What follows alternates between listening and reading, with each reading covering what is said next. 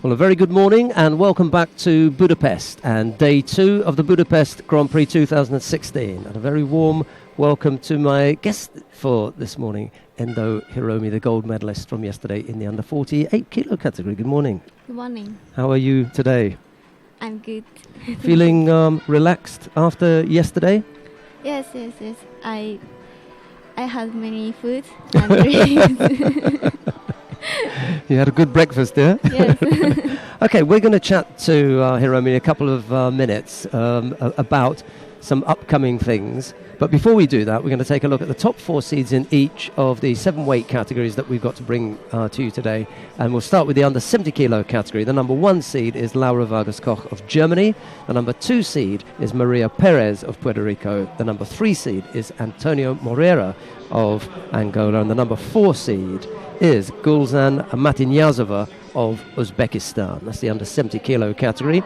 In the under 78 kilo category, we've got the Olympic champion Kayla Harrison of the United States of America as the number 1 seed. The number 2 seed is Anna Maria Valencic of Slovenia. The number 3 seed is Yo Abigail of Hungary. And the number 4 seed is Miranda Giambelli of Australia. The plus 78 kilo category, we've got the world number 1 here, Yu Song of China. She's the number 1 seed. Her teammate Ma Se is the number 2 seed. The number 3 seed is Larissa Cherik of Bosnia-Herzegovina, and the number 4 seed is Irina Kindzerska of Ukraine. Right, let's take a look at the under 81 kilo category. We're going to have to rush through these because we want to chat with Homi. Sven Marish is the number 1 seed. The German is the number 1 seed in the under 81 kilo category. Ivan Nifontov is the number 2 seed. The number 3 seed is Ewan Coughlin of Australia. And the number 4 seed is Serdan Miraljevic of Montenegro. In the under 90 kilo category, Todd Christian is the number 1 seed. The number 2 seed is Kirill Denisov of Russia. Mihail Skank of Slovenia is the number 3 seed. And Zach Piontek of South Africa is the number 4. In the under 100 kilo category, the number 1 seed is Karl Richard Frey, the number of Germany. The number 2 seed from Azerbaijan, Elkan Mamadov. The number 3 seed is Michael Korel of the Netherlands. And the number 4 seed is Soyib Kurbanov of Uzbekistan. In the plus 100 kilo category, the number 1 seed is Andrei Breitbart of Germany. The number 2 seed is Freddy Figueroa of Ecuador. Number 3 seed is Stanislav Bondarenko of the Ukraine. And the number 4 seed from Japan, Ueda Katsumu of Japan. Okay, that runs through the top seeds. Let's have a chat then with Homi. And a nice win for you yesterday. You like competing in Budapest, I think, yeah? Yes, I like because I won 2009 for World College, and it was for the first time title for me. And yesterday I could win, so I like Budapest to complete. And what about next year, the World Championships? They're going to be here. What do you think the chances of you coming again next year? Yes, there are many good fighters in Japan, but I want to come again, really, so I will do my best. Maybe they can send 2 in that weight, because as you say, it is a very strong weight. But what about the Olympic Games? Do you have a pick? Do you have a favorite for the Olympics? Who do you think? Everyone is very strong and very good fighters, so I can't select. It's a tricky one, yeah? Right. Okay, we're about to get underway with the opening contests. We're going to start with mat 3. Damian Stepien of Poland faces Tamazi Kirakozashvili of Georgia. It'll be Stepien in the white judogi, Kirakozashvili in blue. Sit back and enjoy the action. Well, we're glad to have Homi with us. Now it's a little bit less pressure that the camera isn't on you, and I'm sure that you'll be hoping that your teammate, Kondo Ami, will do well in Rio. But who do you think will be the biggest opponents against her in Rio? For Kondo? Yeah. What will be the most difficult fights for her, do you think? Because in Rio it will be maybe Menezes, yeah. And Munkbat. Monkbat from Mongolia. Yeah. Because there's a second Mongolian, but the second Mongolian changed the country and gone to Kazakhstan. Have you fought against her before, or maybe in training, or Galbadrak? I didn't. I haven't. Never. I've never fought against her. Yeah. What about in training? Even not in a training camp? Yes. Wow, okay. that should be interesting. Yeah. So Menezes, you mentioned Menezes, and you mentioned Munkbat. What about the South Korean? Is it Jong? Yes. Kyung? Yeah. Have you fought against her? Yeah, but very long time ago. Yeah, long time ago. Right, okay. All right, well, let's just get one more name then from you. One more name. Who you think in the under 48 kilo category could be a big opponent, a difficult opponent for Kondo Ami in Rio? Eva in Hungary. Oh, the Chernovitsky. Yes, Chernovitsky and Van Snick. And Charlene Van Snick. Yes. And well, because you mentioned, well, Van Snick was on the podium in London. Oh, chance for the Jujigatami.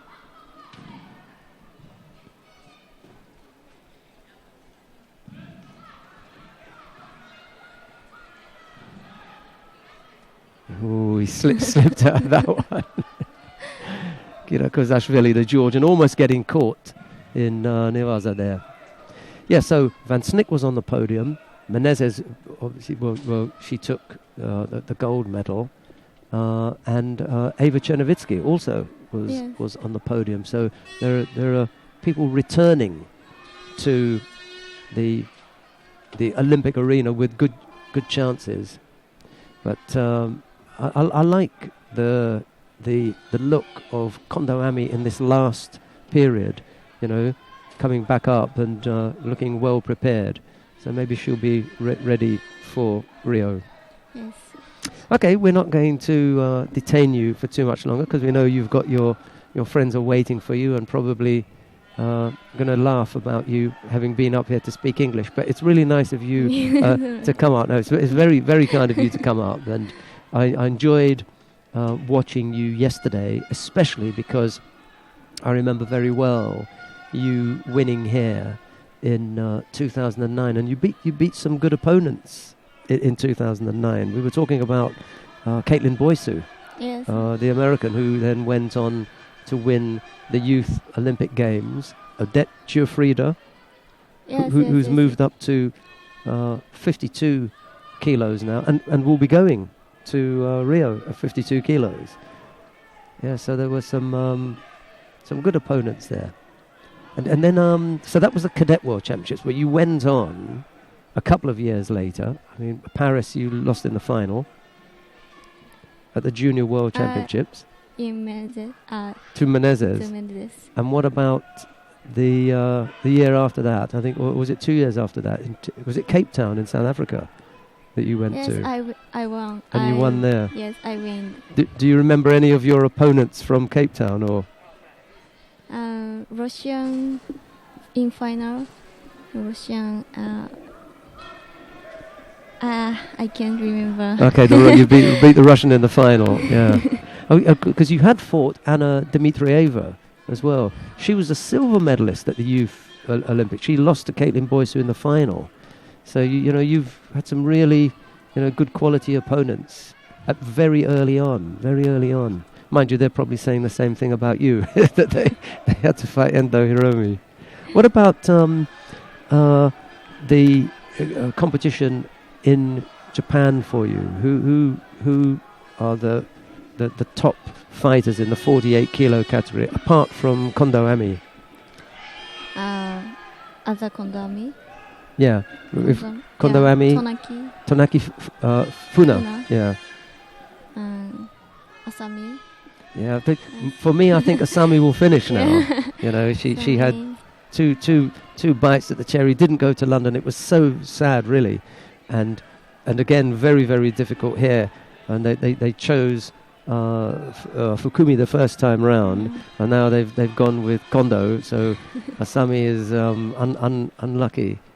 So yeah, Tonaki, Kondo, Asami. Yamazaki Oh yeah. and Koyama and Meig. Yeah, there's a few. Yamagishi has retired now, finished now. Emi. No Yamagishi. She's finished. Yes, Yeah, yes. she was a good fighter. Yes. Yeah, we enjoyed seeing her. She also had a few injuries that kept her, below. She was behind Fukumi. She was behind Asami and missed out a little bit. But yeah, she's a good fighter. Right, we're gonna let you get back to your teammates. Thanks again. We look forward to seeing you. Where will we see you next? Next competition for you? I don't know. Not sure. No, Tokyo Grand Slam maybe. But I must win the national competition, so I don't know. We'll keep an eye out for you in the national championships. I think my colleague Mark Pickering will keep me informed because he's often in Japan. He spends some time in Japan. So our thanks then to Endo Hiromi. Endo Senshu, arigatou gozaimasu. Thank you very much. ありがとうございます。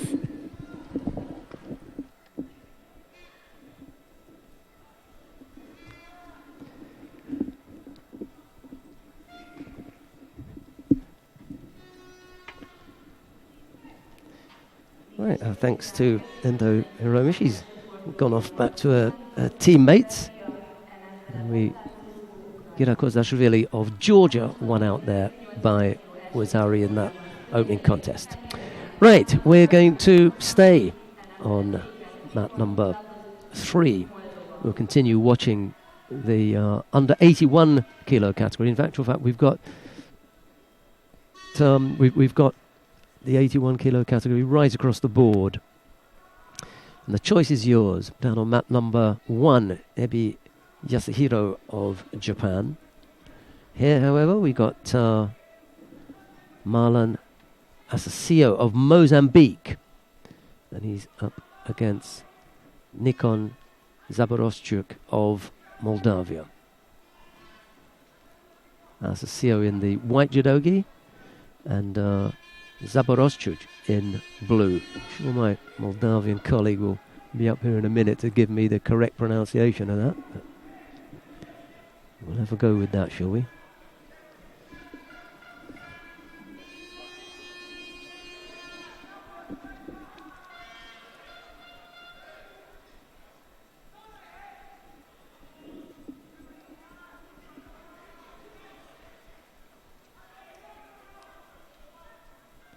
Not quite enough to come up with a score there. Just turning off that.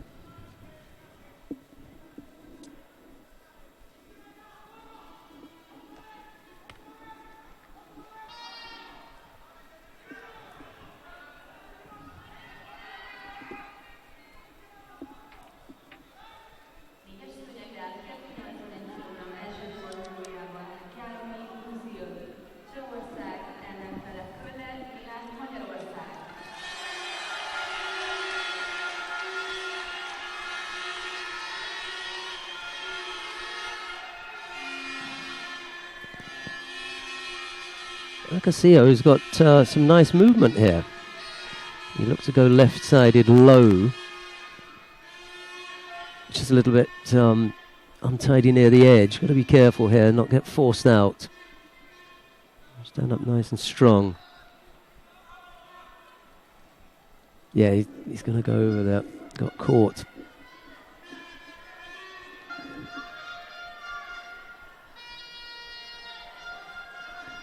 Rosari on the board for the Moldavian.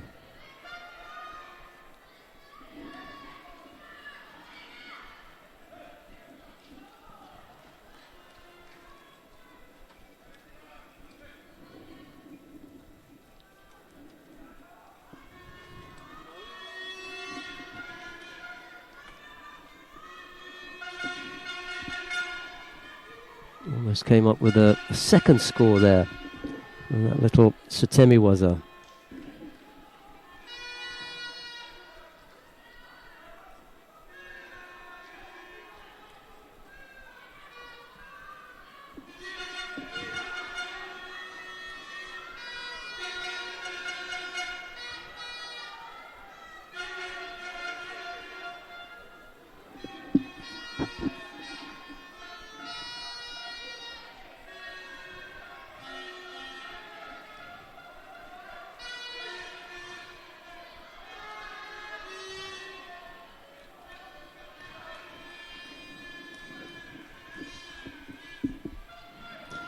Well, he's not out of it yet. Mozambican, he's struggling a little bit there. Looks as though he's strained his groin a little bit. Try and shrug that off, and he's struggling now.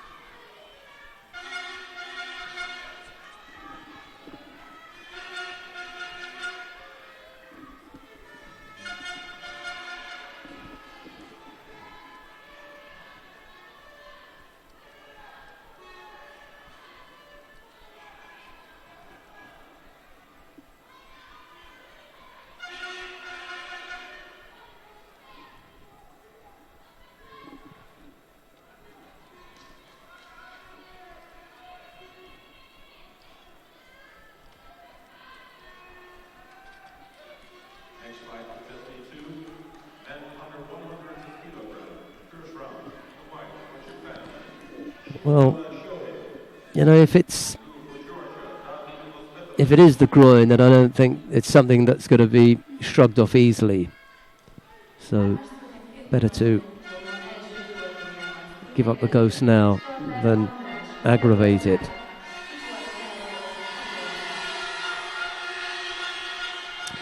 Right, coming up next, Stadler Andras of Hungary faces Igor Herrero of Spain.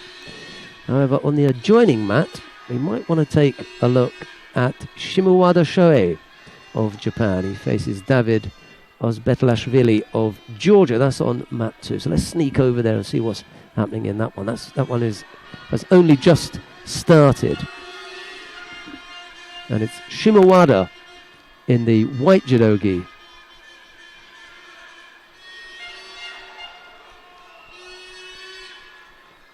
And Ozbetlashvili in blue. Got a few new Georgian names. New Georgian fighters.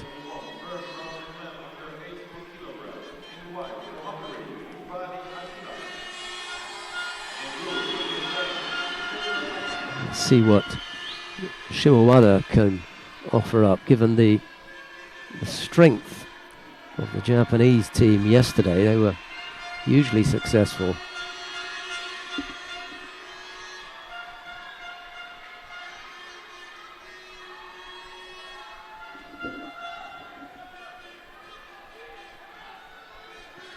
Shimuwada has turned out to be a little bit of a backup, if you like. Hager up there. And Wolf as well. A few good fighters in there for the Japanese at under 100 kilos.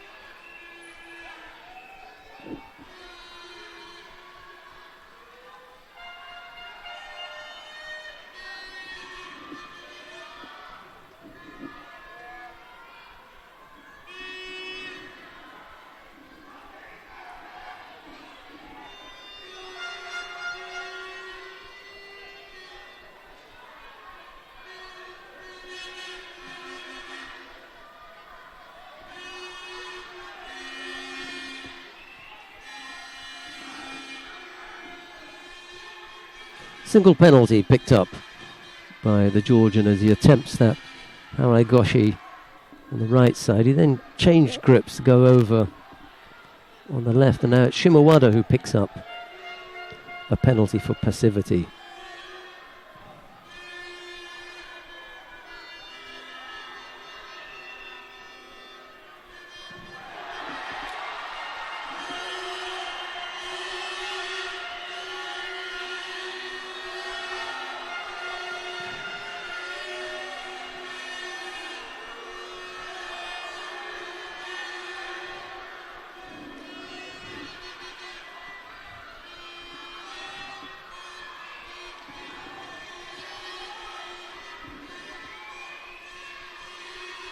That was a poor effort from Shimuwada, to be honest. He was lucky to avoid picking up a penalty for a false attack.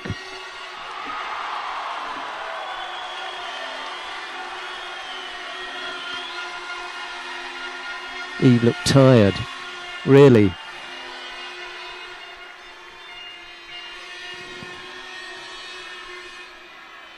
Lascia, Gugigiani just threw his hands up there as if to say, well, what was that? Mind you, his fella's not doing that much. Just hasn't quite got the power to bring off that Tanio Toshi. Betalashvili, that is, and then Shimawada has an effort now trying to do something on the ground.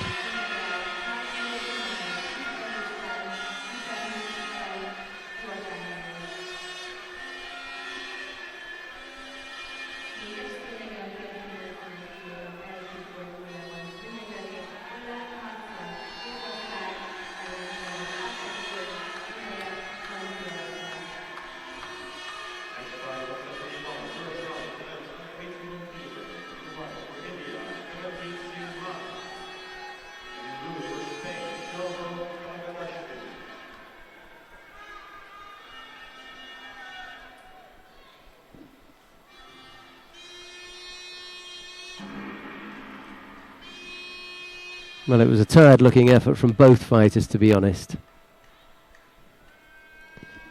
Expected just a little bit more from Shimawada.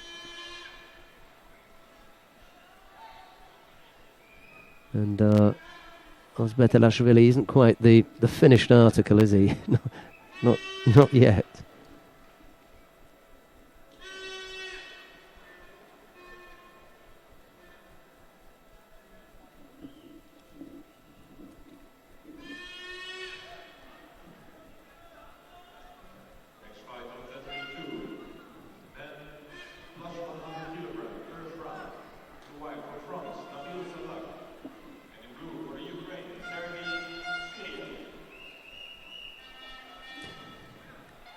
Right, who have we got coming up next then on mat number 2?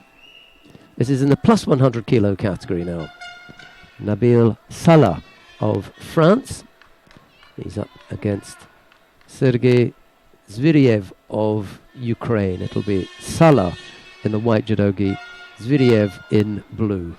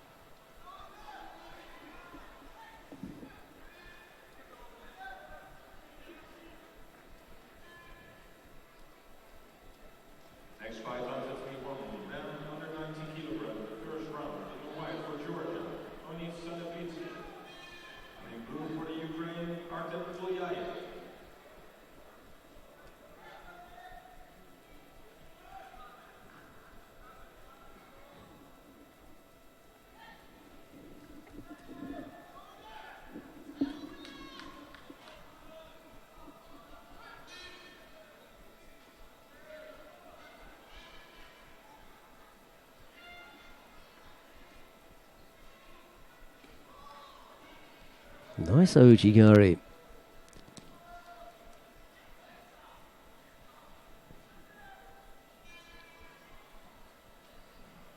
Zviriev just managing to turn onto his front, so there wasn't any score, but Zala hooked in nicely with the right leg and drove his man backwards. Powerfully built fighter. He's got some stuff about him, hasn't he, Zala? Not the tallest of fighters, but that doesn't matter. He's got some nice movement, the French boy. I like the look of him.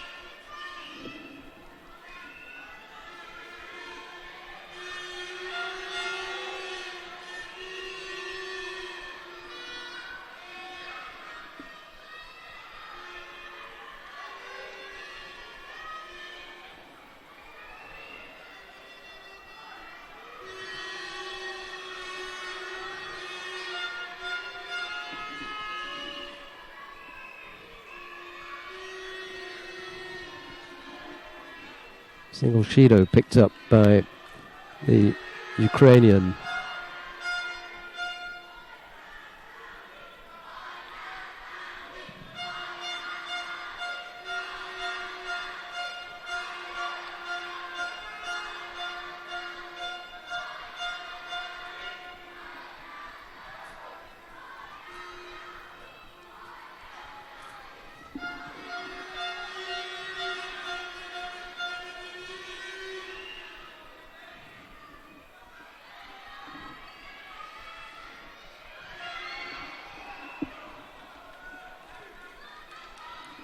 Both fighters pick up penalties for passivity. Well, we may yet see something from Nabil Zala. He's shown a couple of nice moves already. Perhaps when he wears down Zvidiev a little bit more.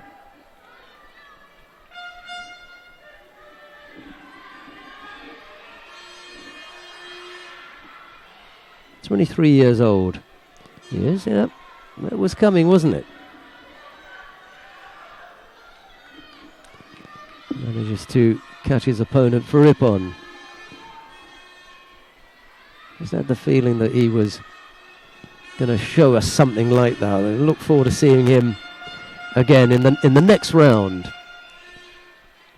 as he polishes off Ukraine's Sergei Zvidiev. Well, let's have a look and see where we're gonna go next.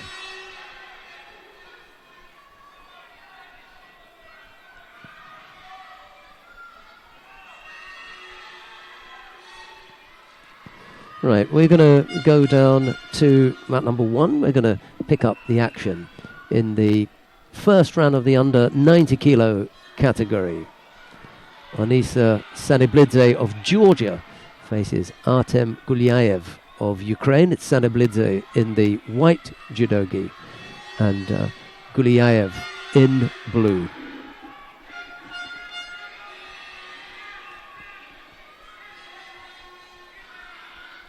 Almost came up with the counter there, the Georgian. The Ukrainian has picked up 2 penalties and there's a little under 2 minutes left to go.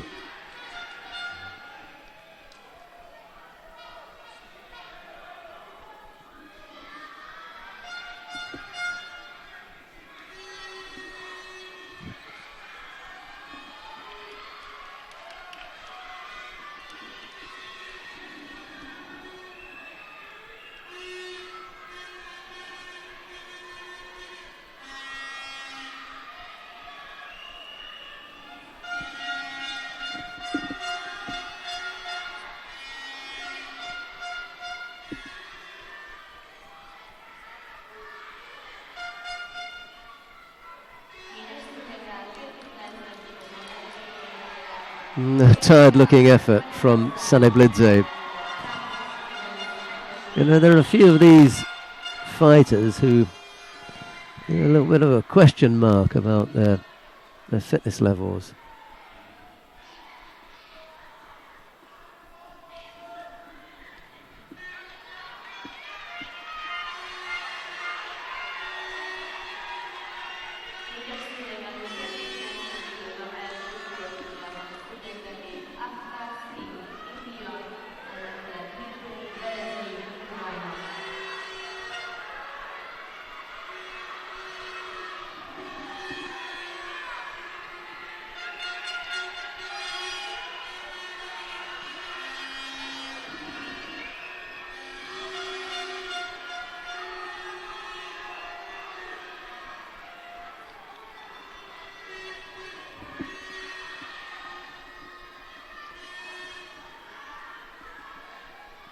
Yeah, that was a tired-looking Makikomi effort, wasn't it?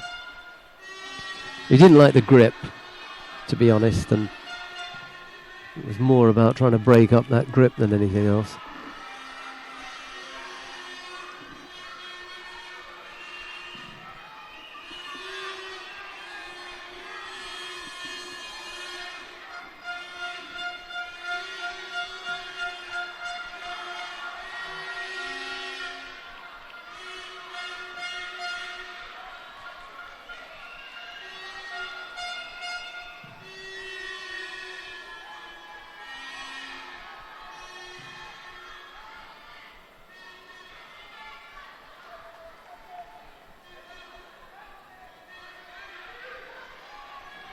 Yeah, Sonny Blidze just guilty of holding his man off there.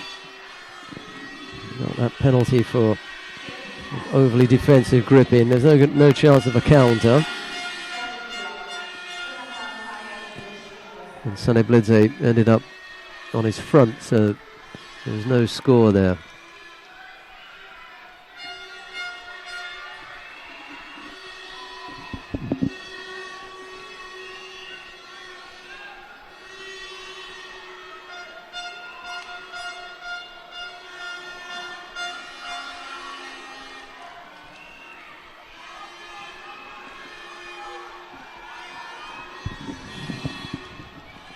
Gulyayev a little bit put out that he didn't come up with a score, but to be honest, there wasn't enough of the scoring part of the body there for him to be given a score. Let's have a look and see who's coming up next then. Cordeli Peter of Hungary faces Max Stewart of Great Britain. It will be Cordeli in the white judogi, Stewart in blue.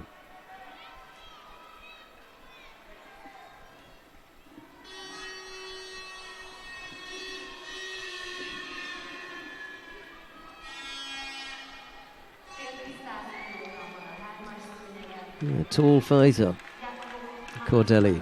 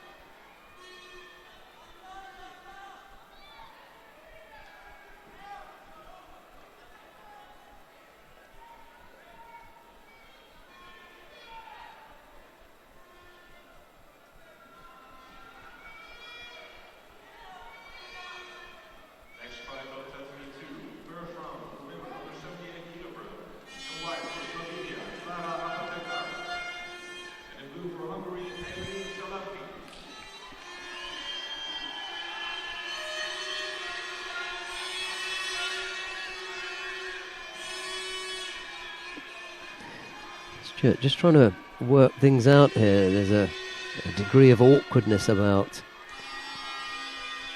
Cordeli at the moment. And just the height or long legs, just the physical aspect of the contest that Stewart appears to be having a bit of a problem with.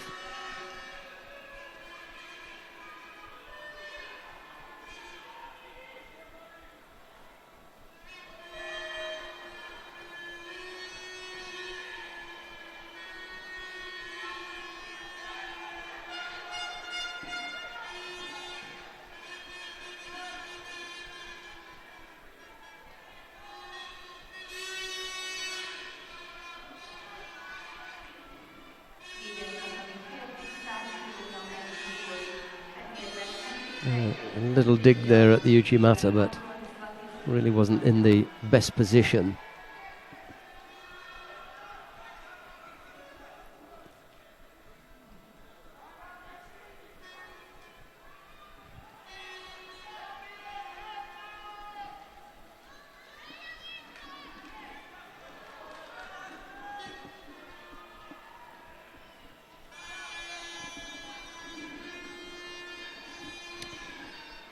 After contest gone, no score as yet. Both fighters have been penalised once.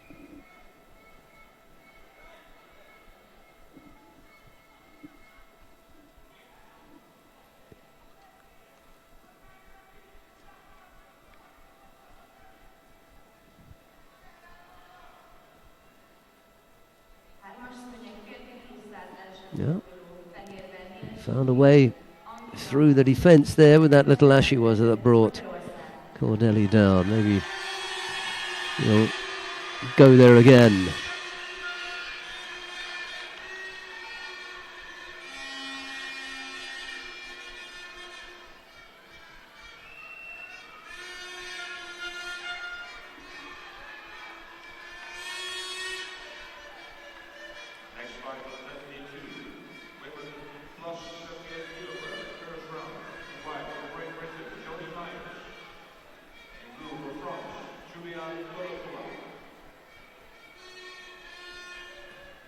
Well, what's happened is that score has galvanised Cordelli into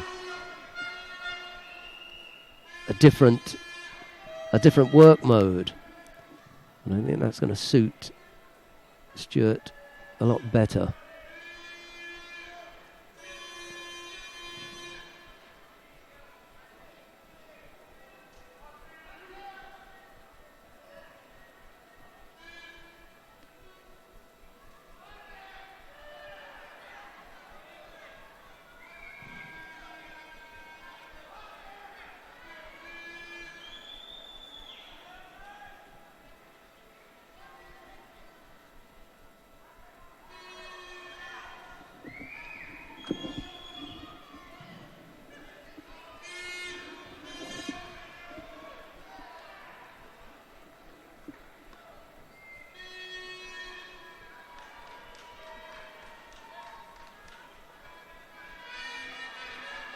Well, let's see whether Cordelli's frustration is going to open up something for Stuart again. Mind you, he's got the Yuko on the board. 20 seconds left to go. Should be able to take it from here.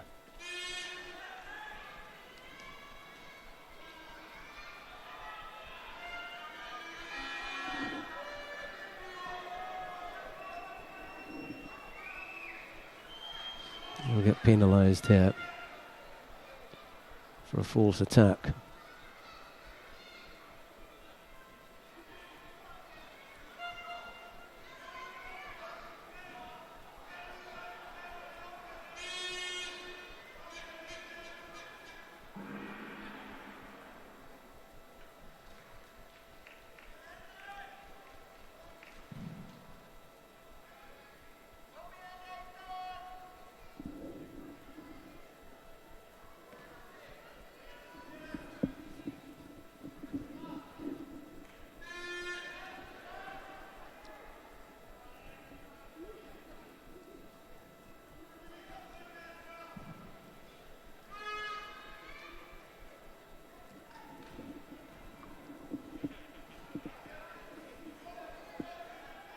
So single Yuko was enough for Max Stewart to overcome Peter Cordelli. It'll be Stewart who goes into round two.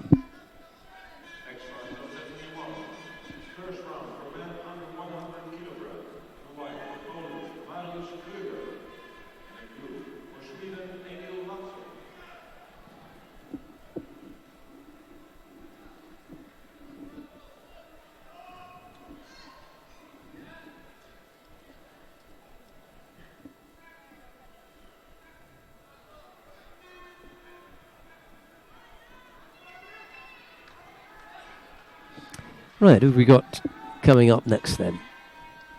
Mariusz Kruger of Poland faces Emil Mattsson of Sweden. It's Kruger in the white judogi, Mattsson in blue.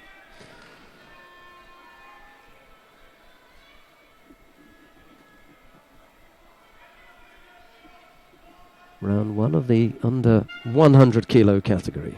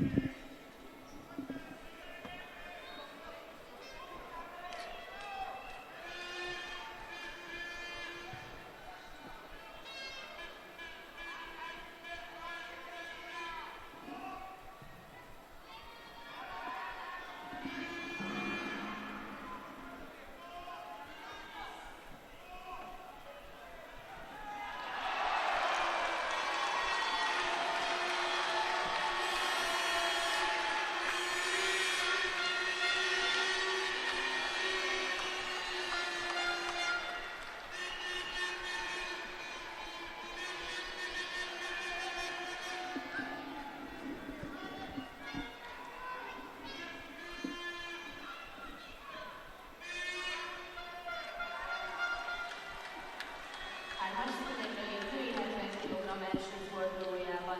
Elviszmár Rodriguez, Venezuela, Kathy Mama, Yates Brown, Nagy-Britannia.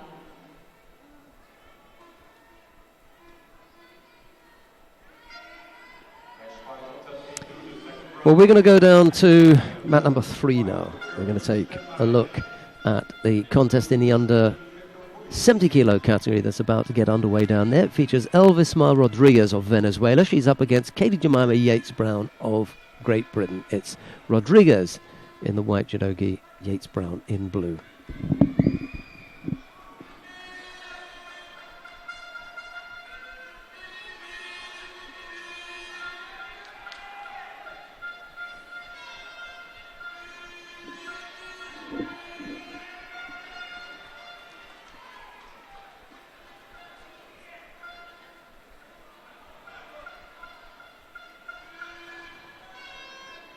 Rodriguez in trouble here. Got to be careful.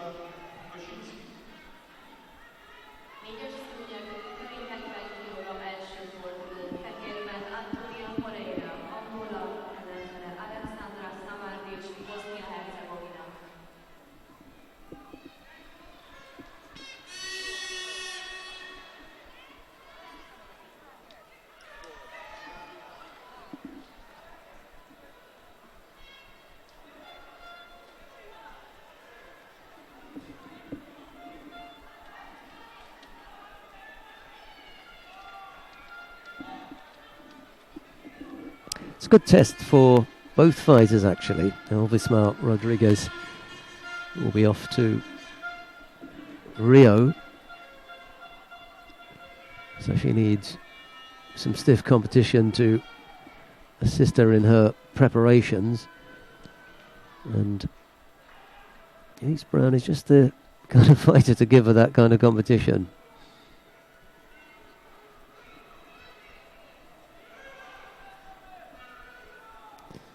Strong and busy fighter. I suppose the term unorthodox could be applied to a good deal of her judo, but that's not necessarily such a bad thing. It's going to be a type of judo that is difficult to defeat, and comes at you from different angles, and she's got a really good awareness. Difficult to throw, difficult to catch on the ground as well.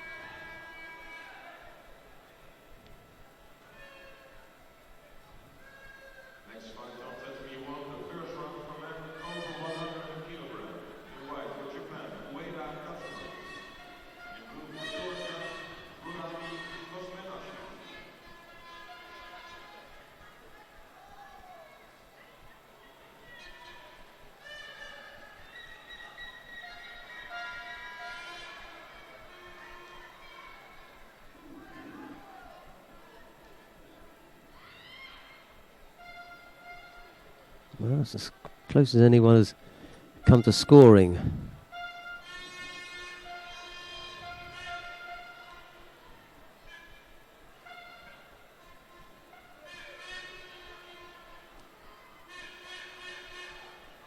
Well, hasn't got the leg in the right place. If that she was unorthodox, that would have been stretching an exaggeration. She's been able to bring that one off. 40 odd seconds left to go Just got to be careful now not to pick up a penalty.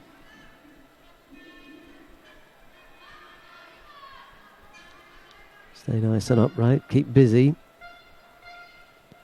Avoid the edge.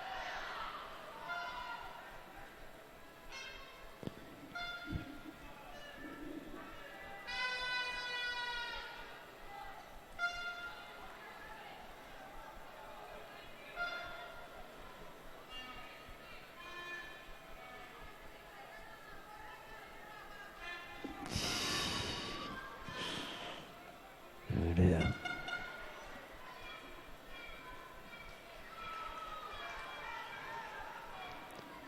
Well, that's what you had to avoid.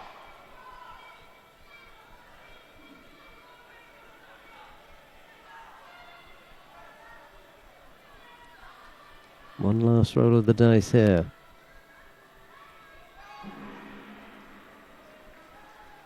Well, couldn't manage it. Just that single Shido from what was adjudged to be a false attack. She kind of lunged at Rodriguez and missed. Maybe considered to be a little bit harsh. Rather than a false attack, was a failed attack. But the minute that she launched that, I took a sharp intake of breath. I knew the result.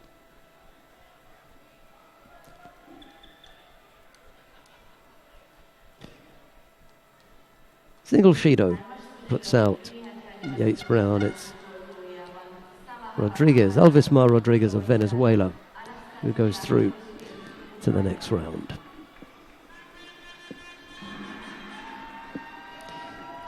Right, we're going to see a contest now in the opening round of the under 78 kilo category. Samahawa Kamara of France faces Anastasia Turchin of Ukraine. It's Kamara in the white judogi, Turchin in blue, and this is an exciting fighter to watch, Kamara.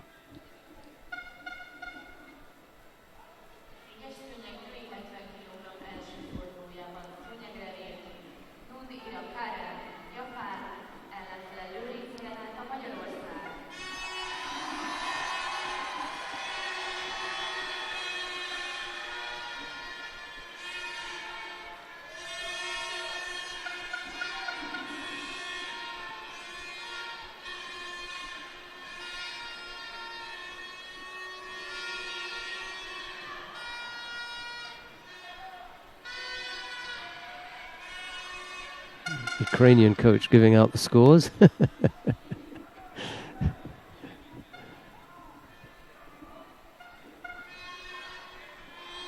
the Yuko it was.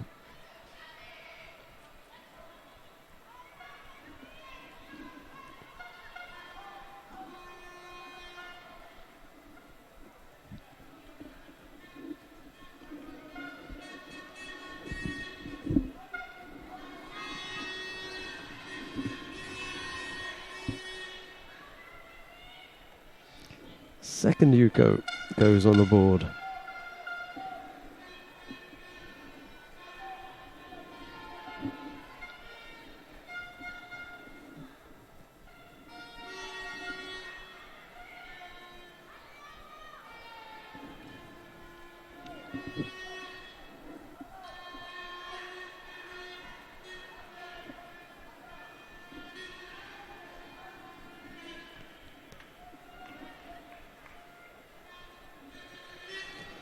And a third score. Originally signalled Wazari, but changed to Yukon. I think that's fair.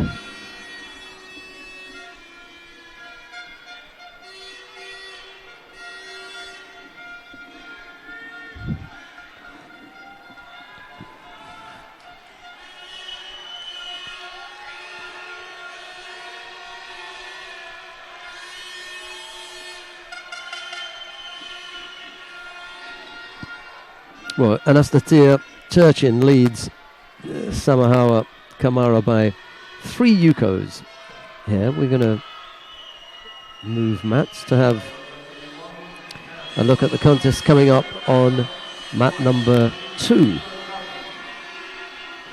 That's in the under 90 kilo category. We're going to take a look at Todd Christian of Hungary. He faces Otsuji Kota of Japan. I think he's related to one of our IGF staff members, or a former staff member, Otsuji.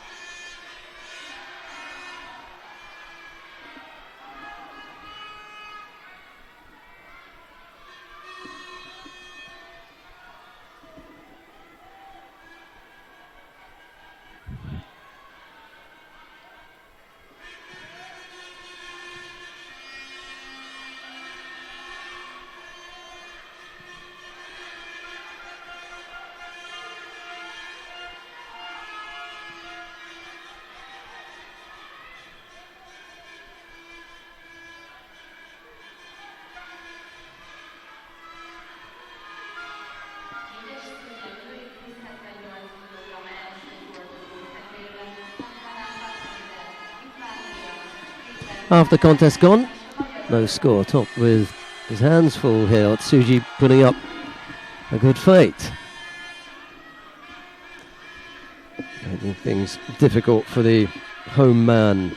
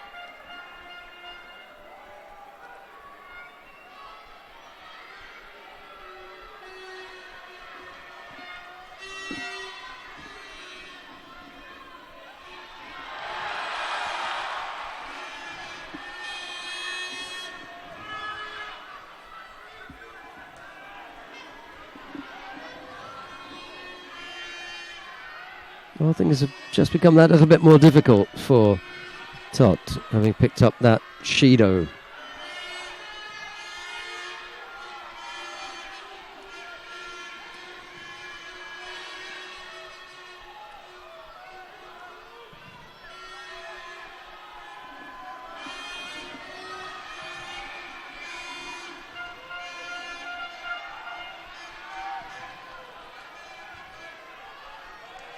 And we're inside the last minute as well, so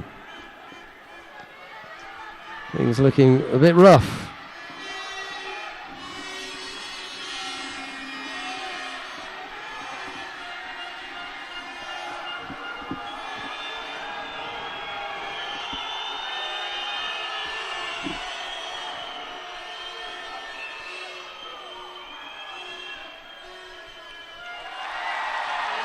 Now Otsuji picks up the Shido, much to the enjoyment of the home crowd.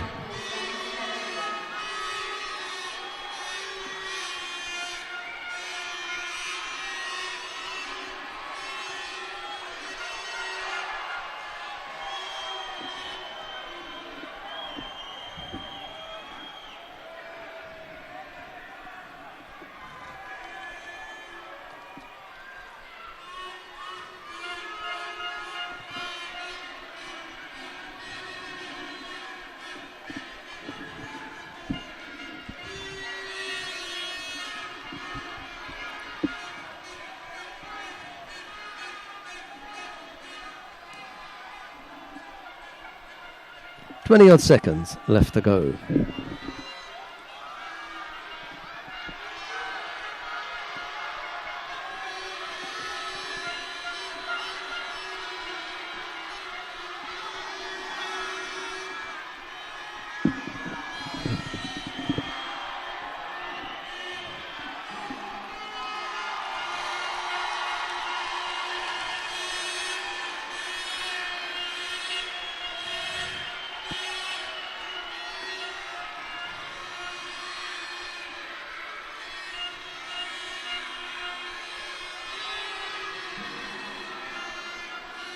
Well, it'll be golden score for Tot and Otsuji. We'll keep them on the map for a little bit longer.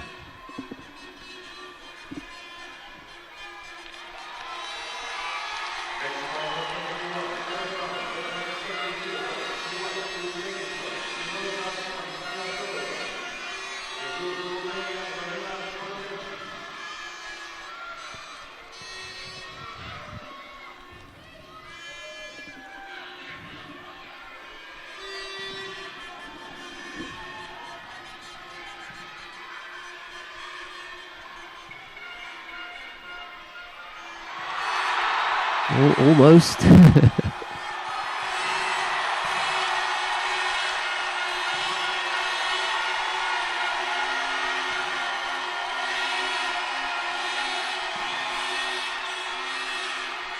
Yeah, I didn't think it was Yuko.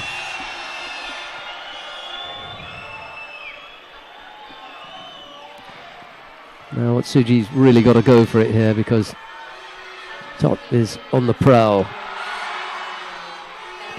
Now Otsuji is about to pick up a passivity penalty.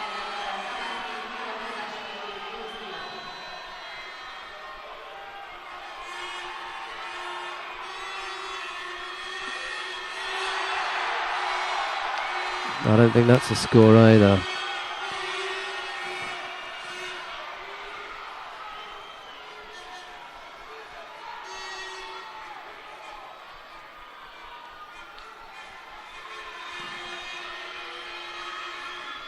Well, Otsuji's got to put in an attack here. Or else he's going to be penalised for passivity. It won't matter because Wazari's going to be scored here. Yeah. He just wore him down in the end.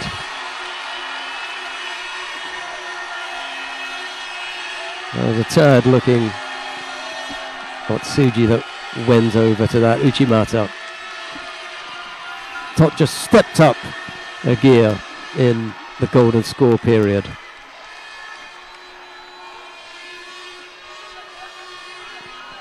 Raised a big cheer from the home crowd.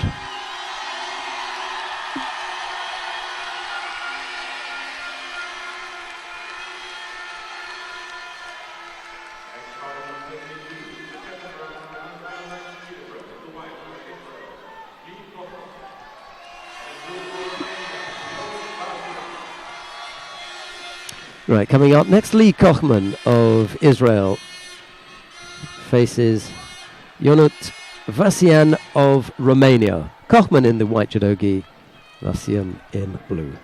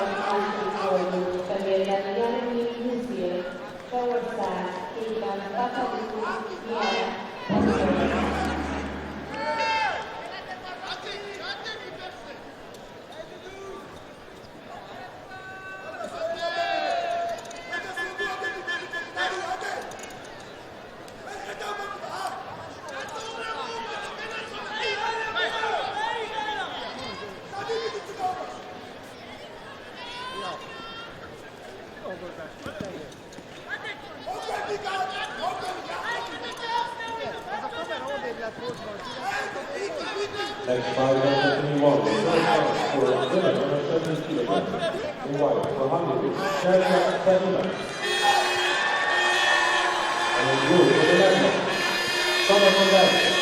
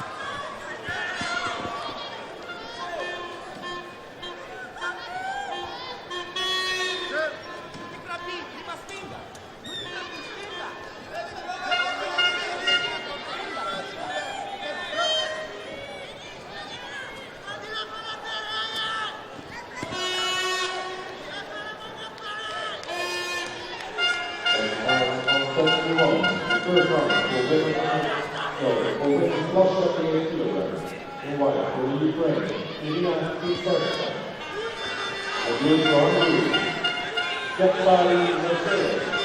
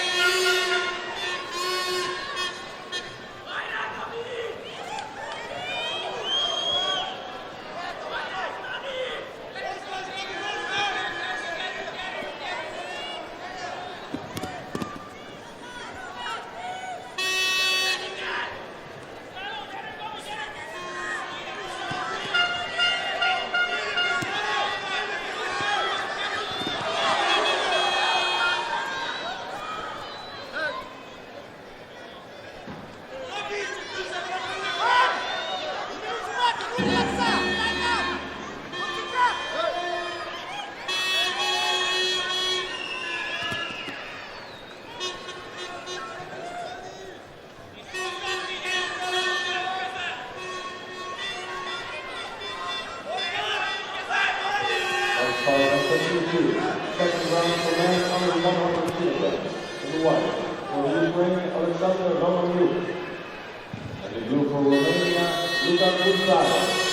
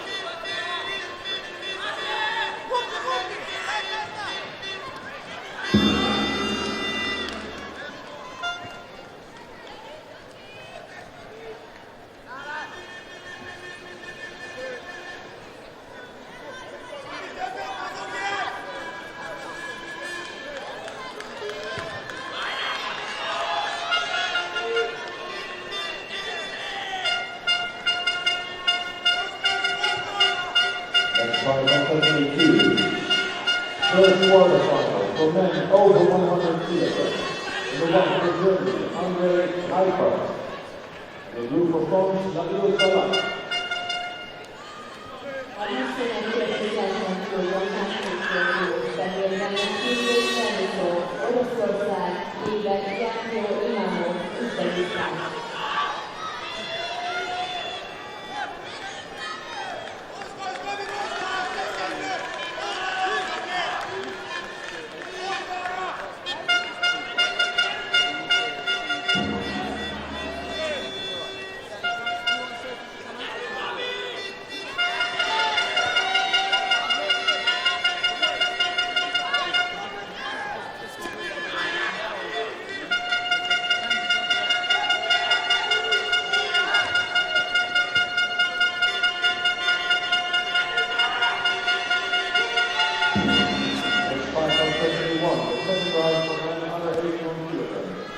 In white, from Montenegro, Judo and the blue for Japan, Eddie Yasuhiro.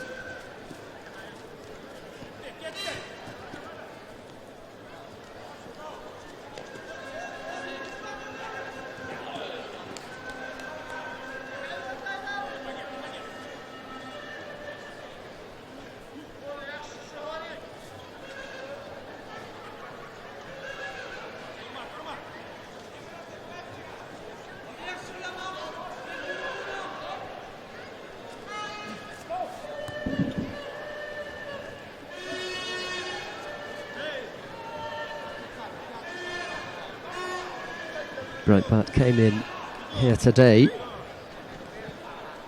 As the number 1 seed, a few of the Germans made it to the number 1 spot. Breitbart, Karl Richard Frey in the under 100 kilo category. Sven Marisch. Sorry, Karl Richard Frey in the under 100 kilo category and Sven Marisch in the under 81 kilo category. They were both seeded number 1. And Laura Vargas Koch in the under 70 kilo category. Breitbart leads by Yuko with a little over 2 minutes left to go. Nabil Salah of France, we saw him in his opening contest. The Frenchman. That picks up a second penalty. He's got to be careful because Salah's got some nice throwing skills.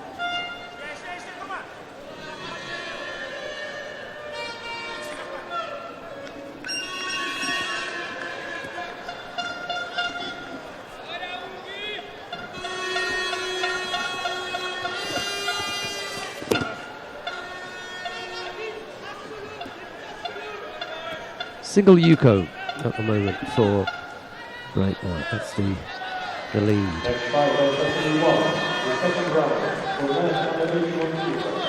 In white, from Hungary, Ugzari Attila. And the blue, Northern Canada.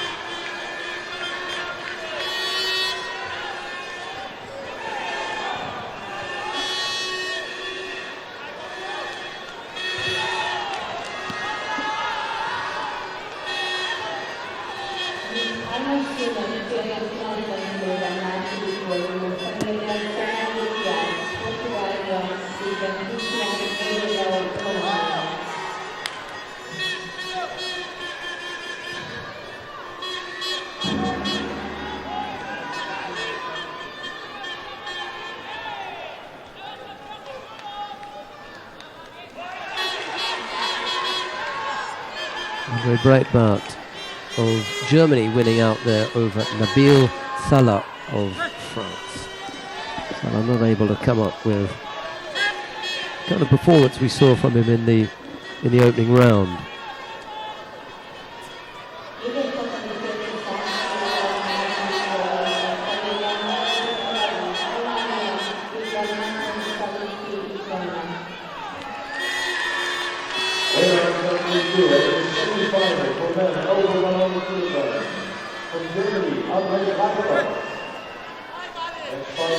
Well, one German is replaced by another. This time we're going to see Laura Vargas Koch, the number 1 seed in the under 70 kilo category. She faces Anka Pogacnik of Slovenia. It's Vargas Koch in the white judogi, Pogacnik in blue.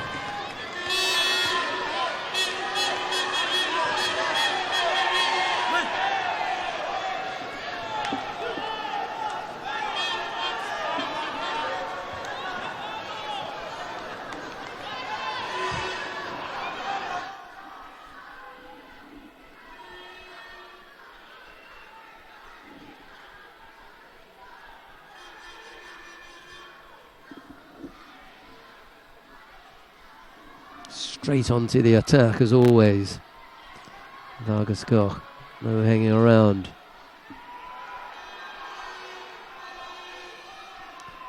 Being a bit defensive here, Pogacnik.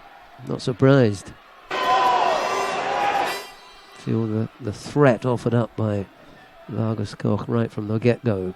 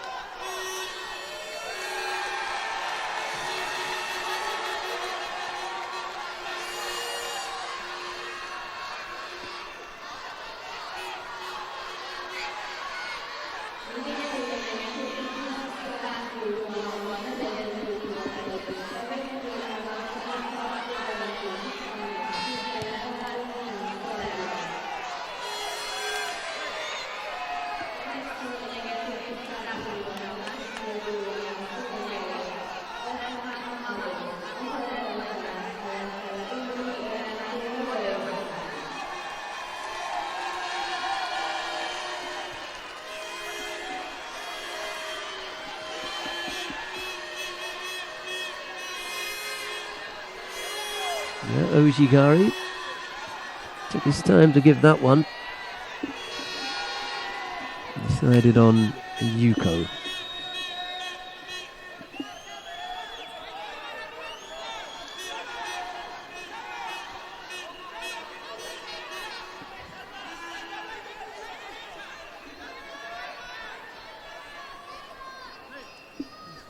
And Yuko it is.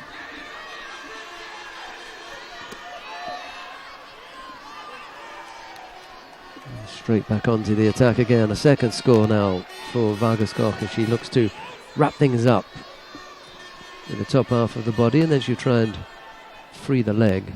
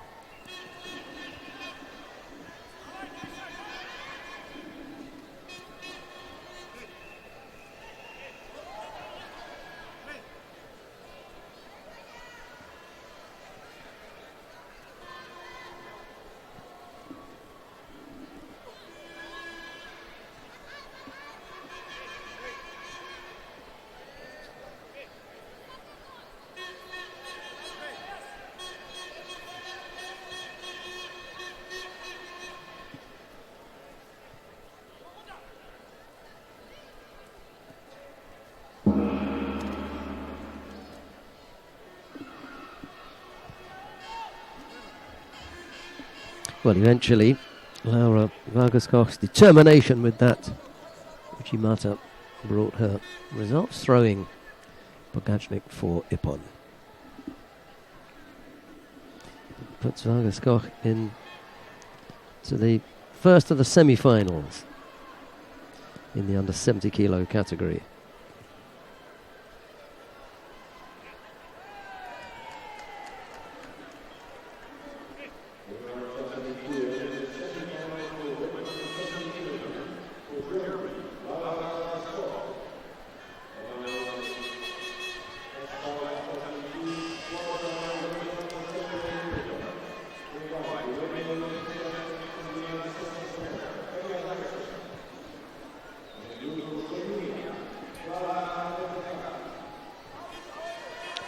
Dennis van der Geest, the stadium announcer, just letting everyone know the contest coming up now on mat number 2. Kayla Harrison of the United States of America faces Clara Apoteco of Slovenia. It's Harrison in the white judogi, Apoteco in blue. That will do. A spanking Seoinage from Harrison right from the get-go.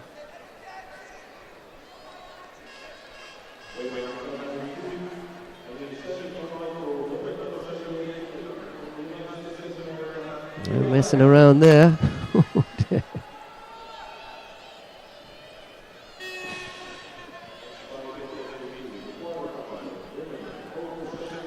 Right, let's have a look at Yu Song of China now. She faces Julia Tolafua of France. It's Yu in the white judogi, Tolafua in blue.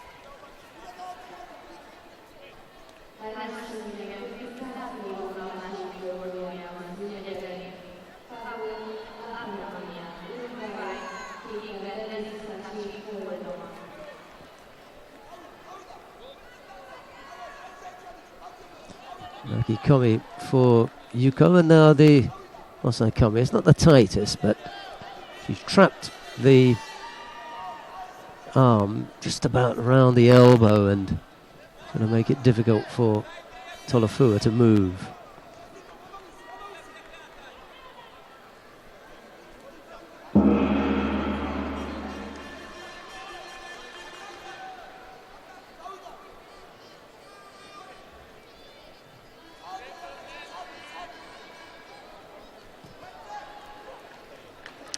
A typical heavyweight finish there from Yu Song, a big makikomi, and the Kazuri Kezugatami to finish off.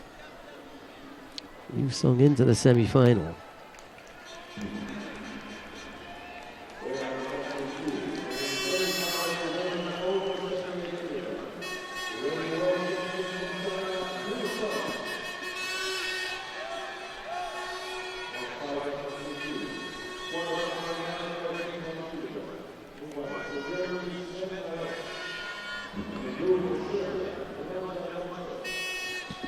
Right, let's take a look at the first of the quarterfinals in the under 81 kilo category now. Sven Marish, the number 1 seed from Germany, faces Nemanja Majdov of Serbia in blue.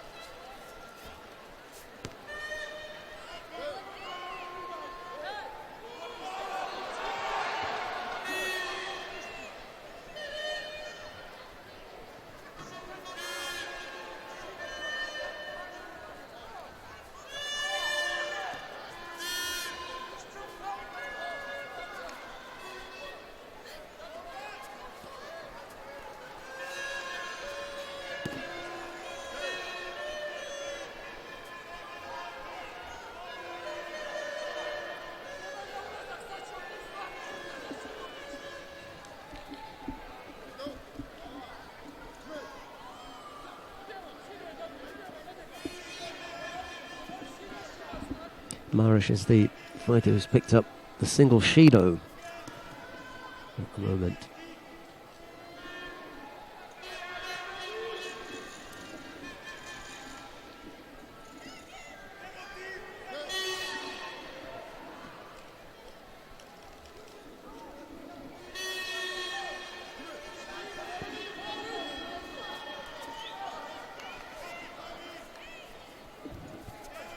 Minute and a half left to go.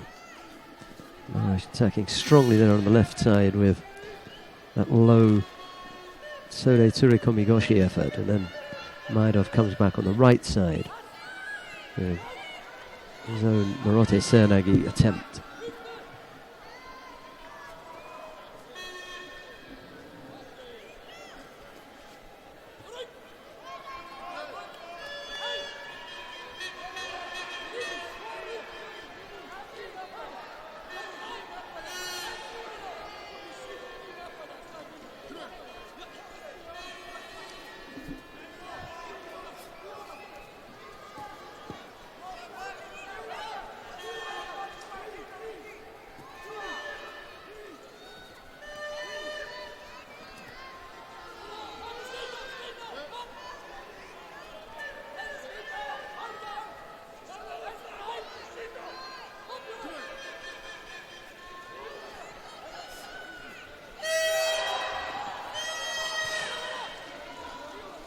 Lost contact with the hands there. Lucky to avoid the force attack penalty.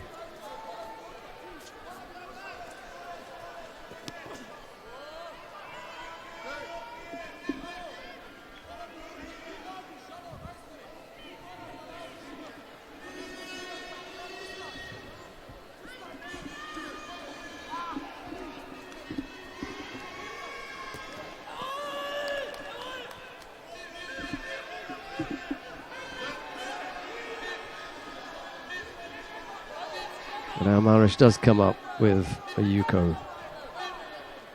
Maidov not happy with that.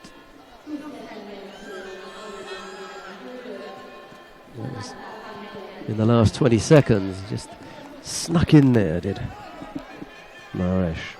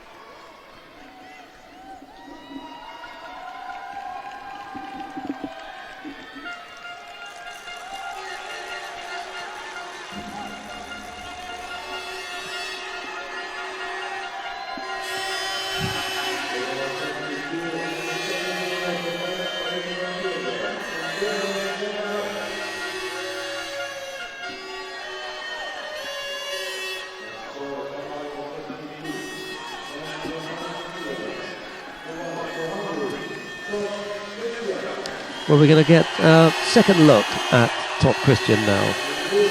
It's the quarterfinal in the under 90 kilo category. He's up against Lee Kochman of Israel. It's Top in the white judogi, Kochman in blue.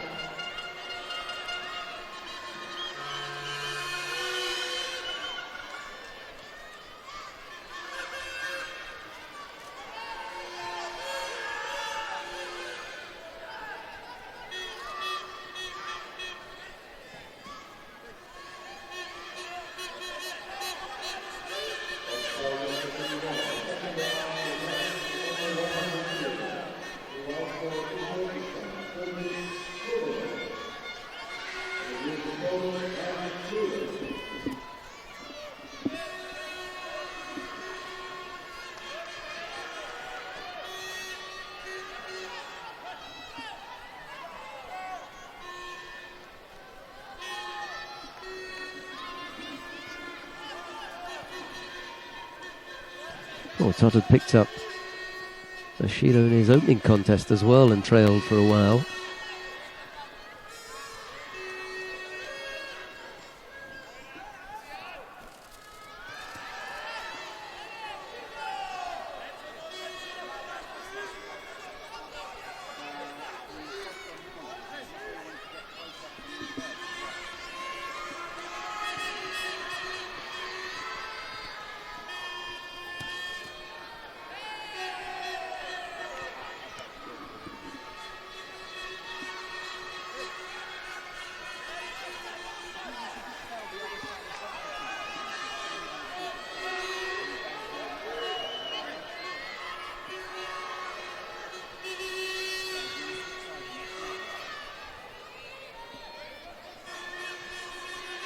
Now, second penalty picked up by Tot, this time for a false attack.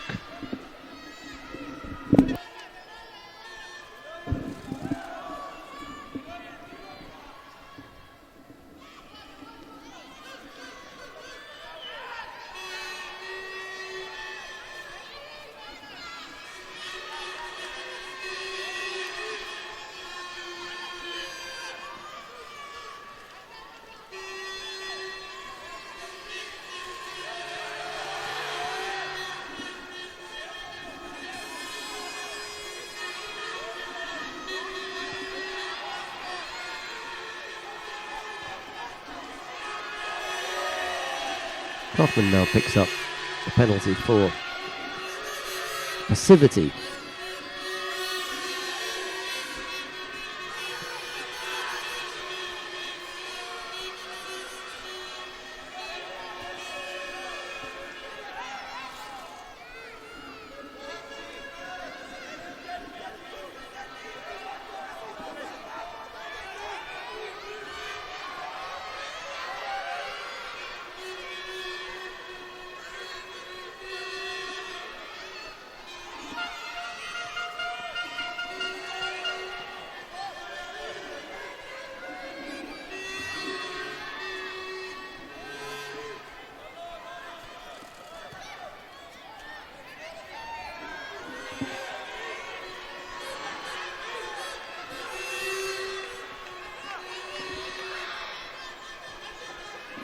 Well, just as he did in his opening contest, when he had to step things up,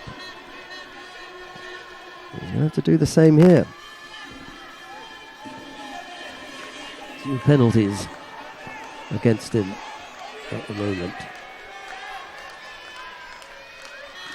A little over a minute and a half left to go.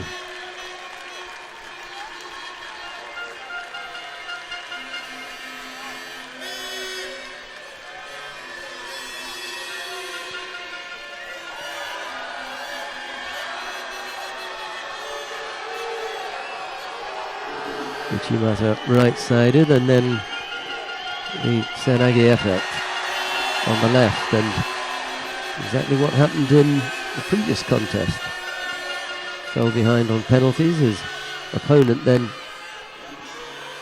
tied things up with penalties and finished off the contest in the golden score period. He won't want to go to the golden score period again.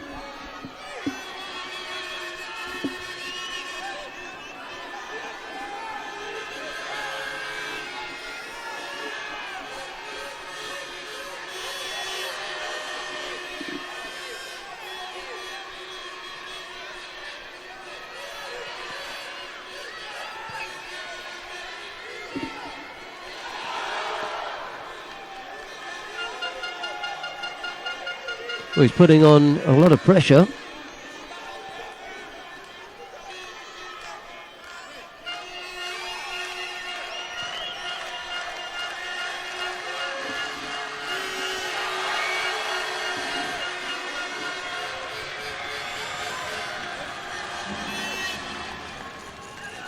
Odd seconds left to go.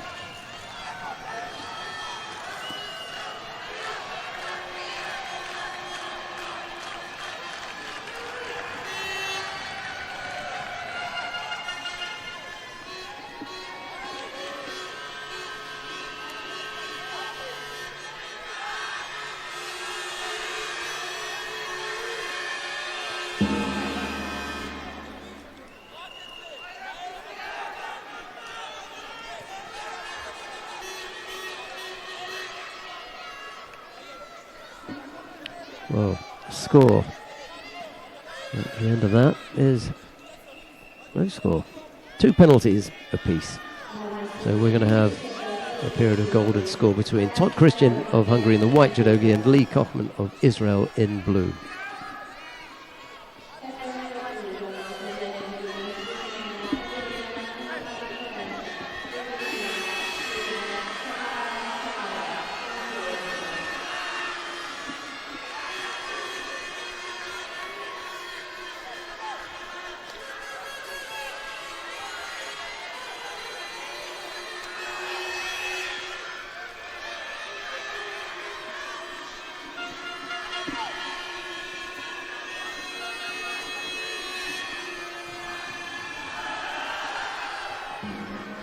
So Timmy was an effort from Toft there.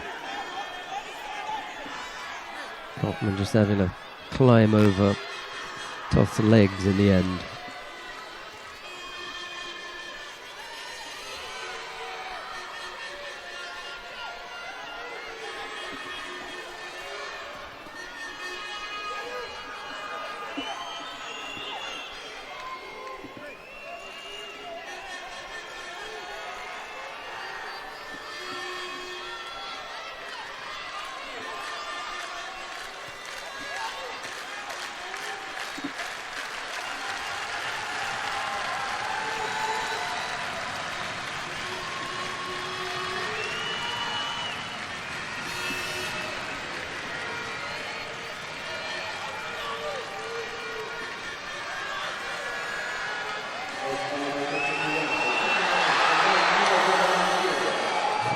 Almost caught him there. Could be enough for Kochman to pick up the passivity penalty.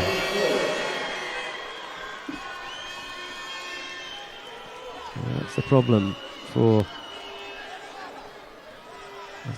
Kochman now.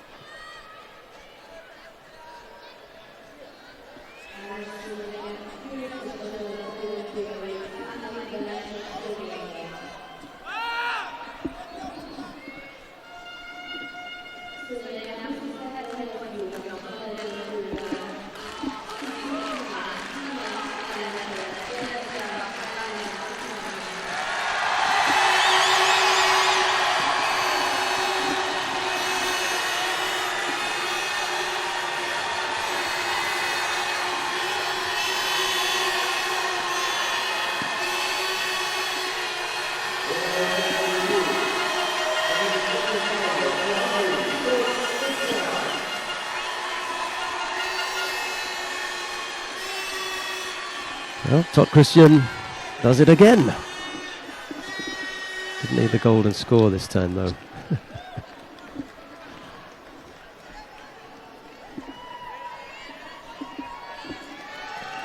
Right, coming up next, Karl Richard Frey of Germany. He faces Alexander Romaniuk of Ukraine. It's Frey in the white judogi, Romaniuk in blue.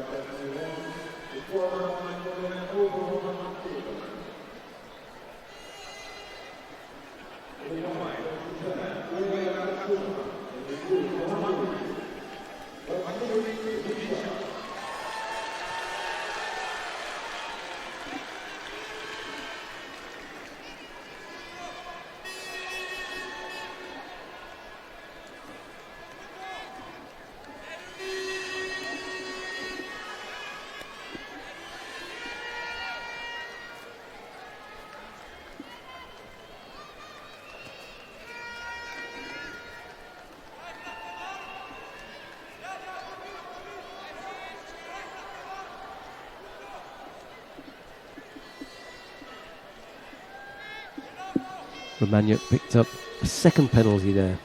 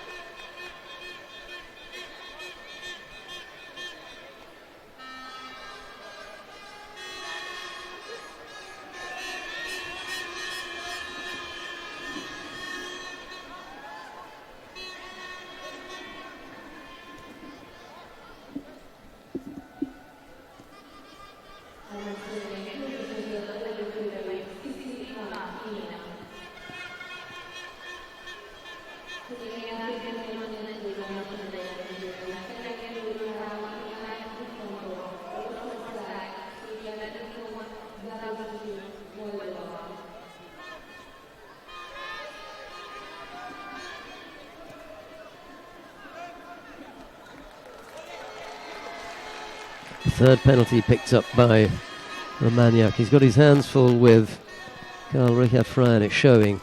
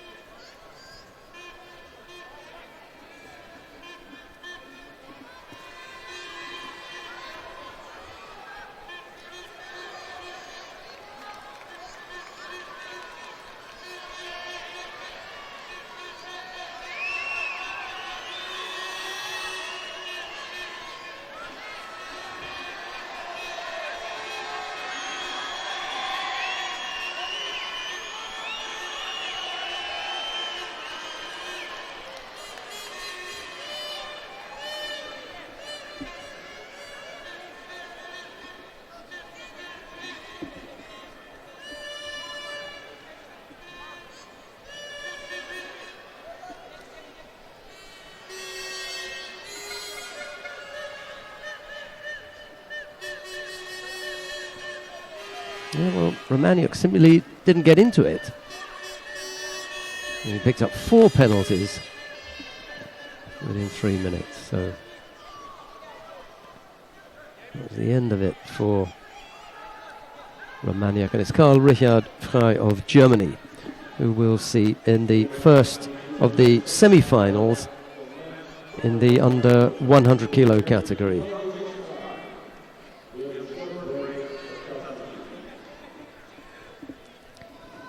Well, we'll be back on mat number 2 in a while, but we're going to go to... Let's have a look and see what's happening down on mat number 3. And on mat number 3, we've got the under 81 kilo category. Ivan Nifontov of Russia faces Nikon Zaboroschuk of Moldavia. It's Nifontov in the white judo gi, Zaboroschuk in blue. There's no score and there's a little under 3 minutes left to go.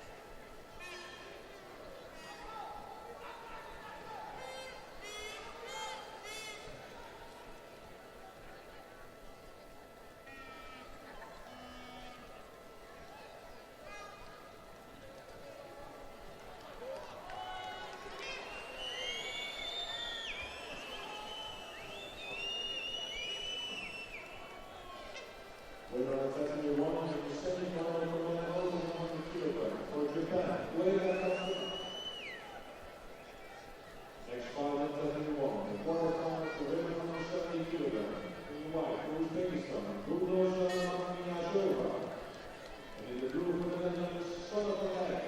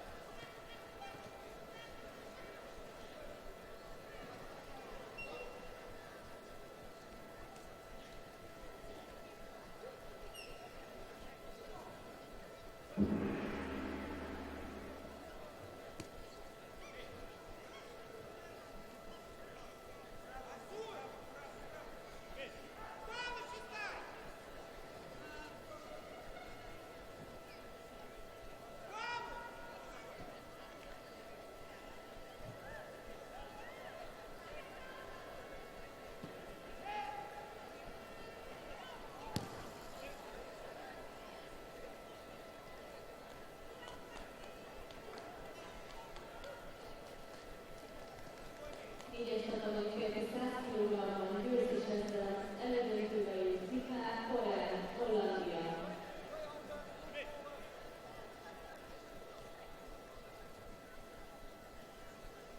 Hármas színegen küzdött és ezzel az elődöntőbe jutott 81 kg-ban Oroszország.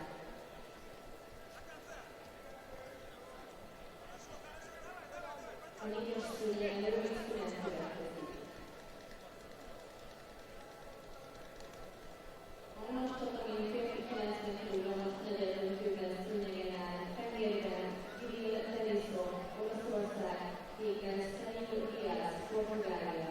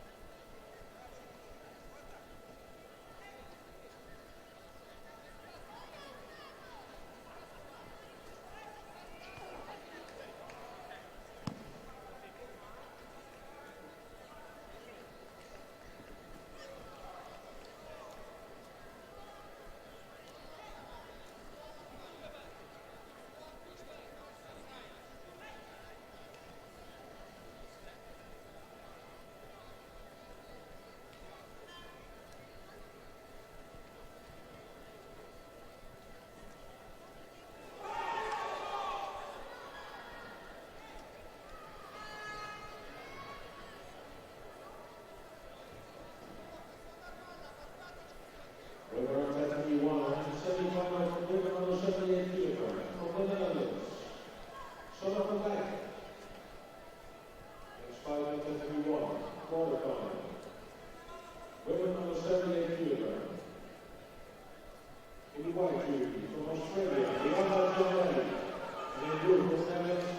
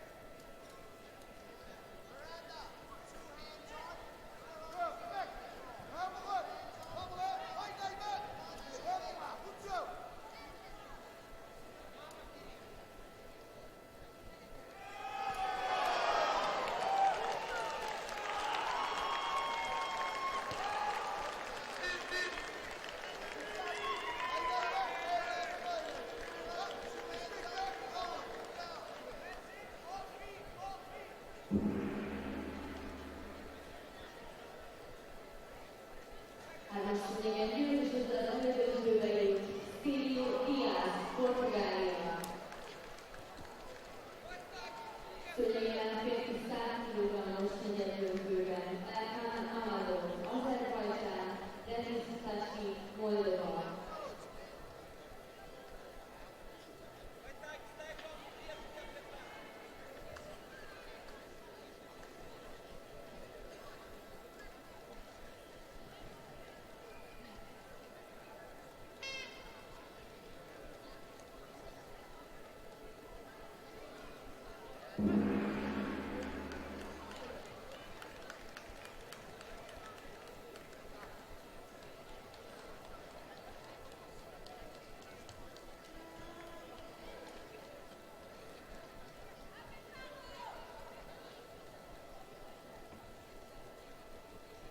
We're on 71 and the semifinal for women on the 78 kilogram. For the Netherlands, Karen Stevenson.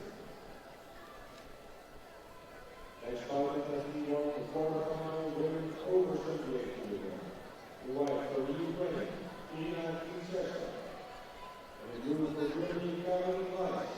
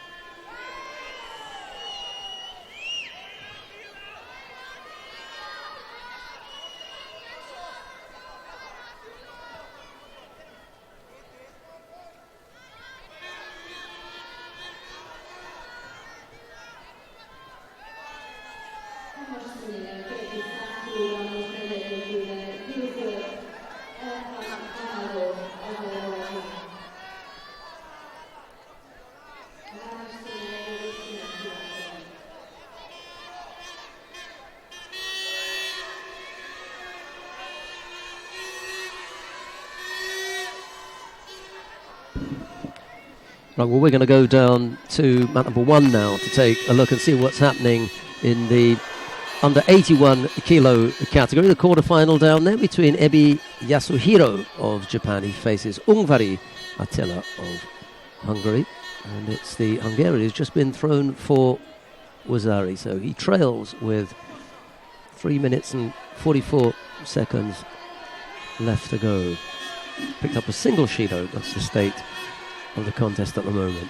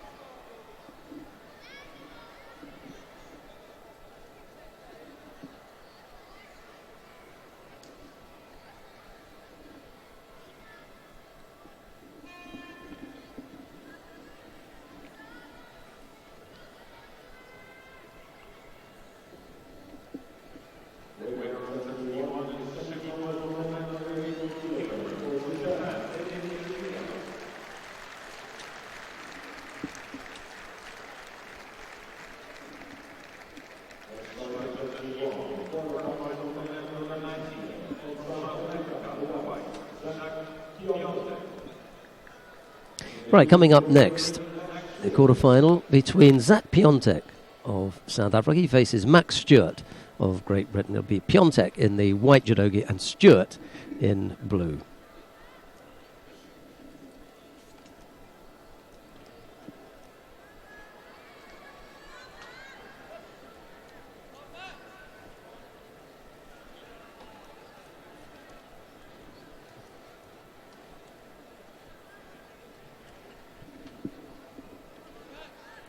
We saw Ebi Yasuhiro defeating Ungvari Attila. It'll be Ebi to face Sven Maresh in the first of the semi-finals in the under 81 kilo category.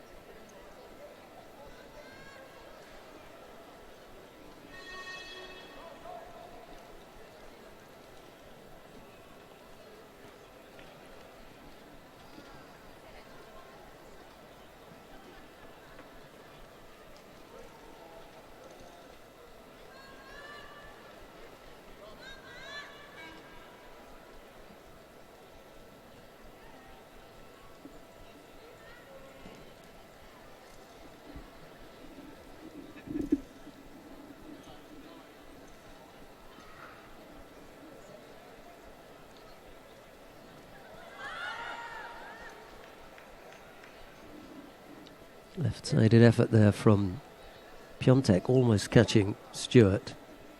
Got plenty of experience, Piontek. He's been around for a while.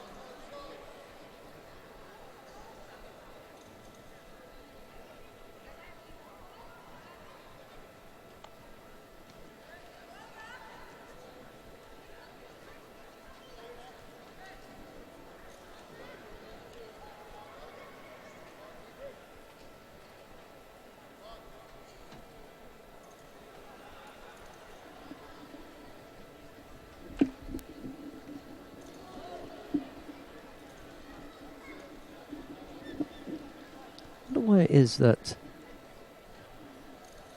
Max hasn't got anyone in the chair for him. Normally it is his father, Dennis Stewart, but I can see Jamie Johnson in the background, and he's not in the chair, but he's on the floor, and that shouldn't be the case. He should either be in the chair for Max, or they should remove him from that area, just being a stickler for it as far as the rules are concerned. But I'm only noticing it because there's actually no one in the chair for Dennis. I'm not sure why that is.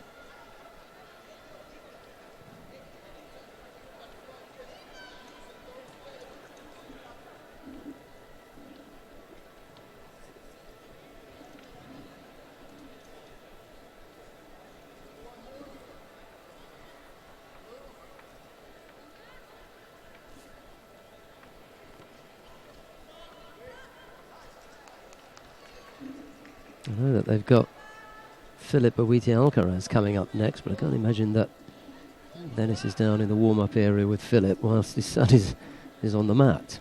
Anyway, it's by the by.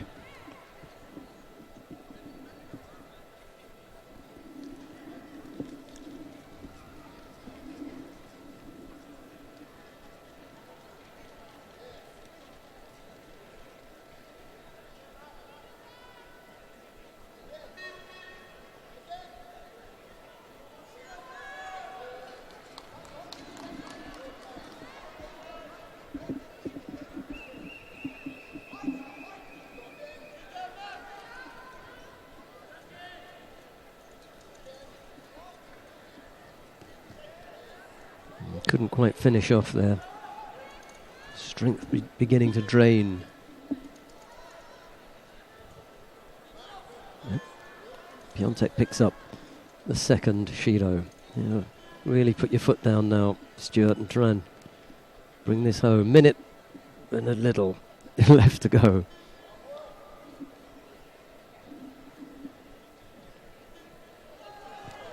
Yeah, there you go. Lovely Uchimata. I think it's Wazari. It is indeed Wazari. Just got to be careful here now in this last minute, because Piontek is going to be going all out now. You don't want to pick up 2 penalties in 50-odd seconds. You definitely don't want to end up getting thrown, but if you can involve yourself in a bit of near-wazzer and either keep him there or... That's the best bet. Piontek was already looking up the referee. He was desperate to get out, and that's why he found himself in Osai Komi. He had to get out in order to give himself some time standing up. So he couldn't afford to leave Stewart just attacking him. And that's why he ran the risk of trying to free himself. And in the end, it didn't pay off. He also didn't really look at the clock, because that the Osai Komi only required 15 seconds. So he ran the risk of trying to get back up onto his feet and got held. And Stewart only needed 15 seconds. There's still 9 seconds left on the clock. If he just held on defending a little bit longer and not run the risk, the referee would at some stage have called a mate, and he'd probably have been left with about 15 or 20 seconds. But he took the risk, it didn't pay off, and Stewart it is who makes his way into the semi-final. Right, coming up next, Soyib Kurbanov of Uzbekistan faces Filip Awiti Alcaraz of Great Britain. It's Kurbanov in the white judogi and Awiti Alcaraz in blue. And Jamie's still standing at the back there. It's either, you're in the chair or you're in the stands. Max Stewart's gone straight into the stands.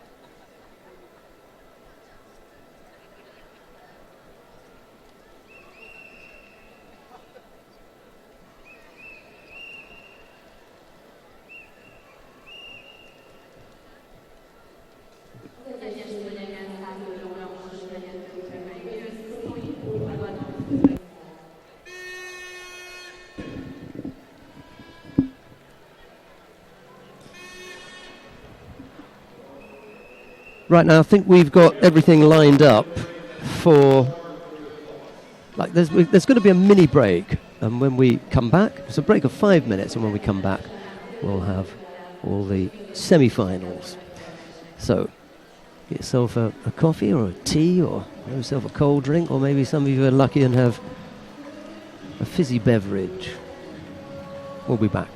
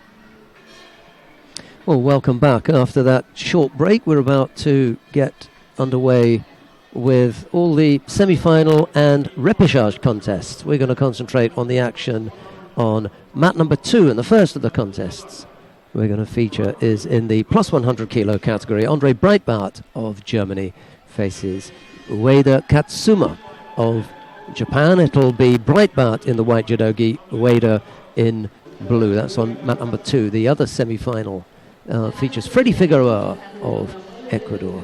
He's up against Stanislav Bondarenko of Ukraine. That's on the adjoining mat. And we've got the repechage contests taking place on mats number 1 and 4. Mat number 1, Nabil Salah of France is up against Richard Vatsulik Richard of Hungary. And then down on mat number 4, Detmar Bendeguz of Hungary is up against Zarko Chulam of Serbia. Okay, let's sit back and take a look at Breitbart and Ueda.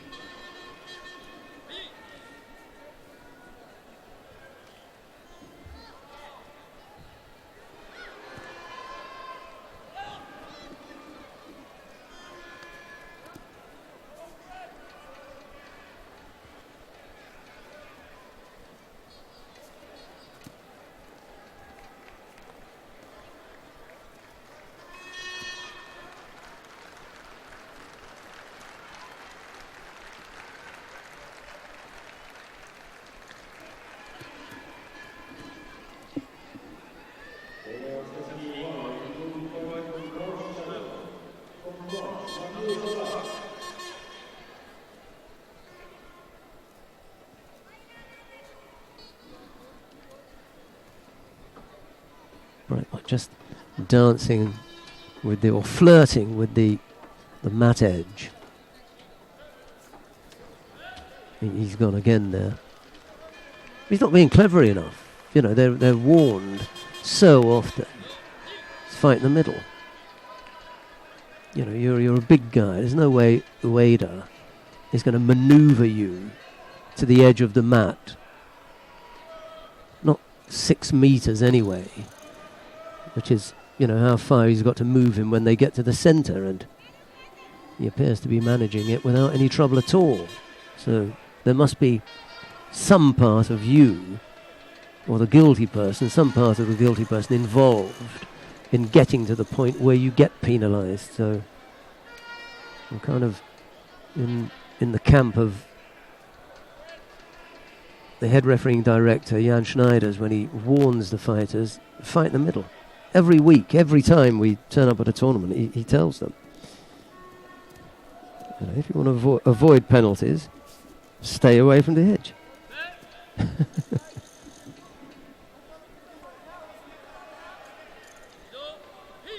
second penalty picked up by Breitbart, this time for passivity. Mercifully, he stayed on the mat. He ended up picking up a passivity penalty. So 2 penalties against the big German. Ueda has had to do very little, to be honest.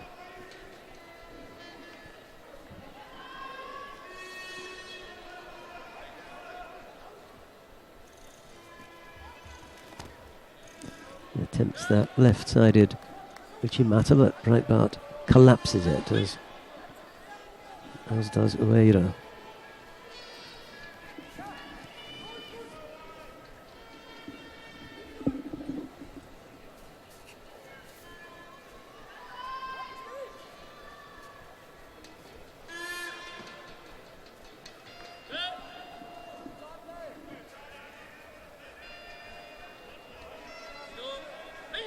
Now Breitbart picks up a third penalty, this time for entangling his fingers in those of Ueda. He was the guilty party there. He's been guilty on 3 occasions in this contest.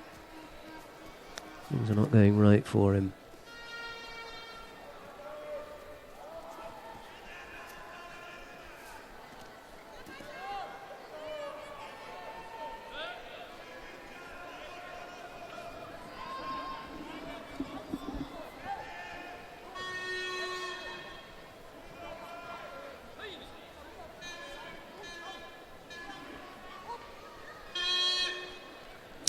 Little over a minute left to go.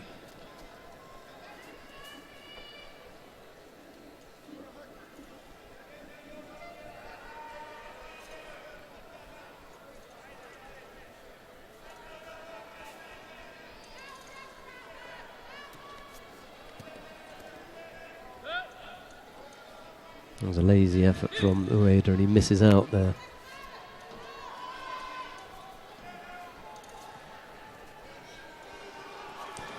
I can't remember seeing anything from Andre that really threatened Ueda. Doesn't come up with any attacks at all. Ueda faking that Makikomi effort, to be honest. He never really looked as though he wanted to throw Breitbart with Makikomi. The minute that he turned and he threw his left leg up, he then just put his hands underneath his body and collapsed. And he took another bow there, that time, or dive, sorry. He's going to take another. He's just avoiding getting anywhere near Breitbart. There's a really frustrating time for the German fighter, but if he looks back at that, you'll see that part of it was down to him.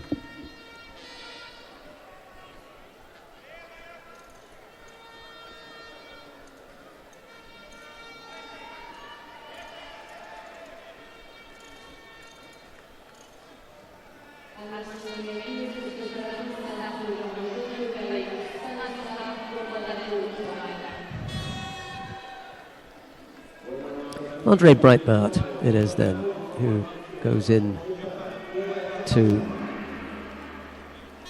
the final.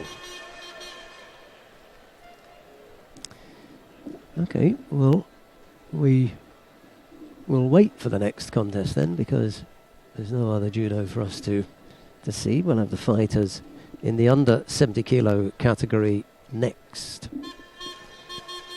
And lining up in the medal, lining up in the semi-final will be Laura Vargas Koch, the number 1 seed. She faces Sanne van Dijk.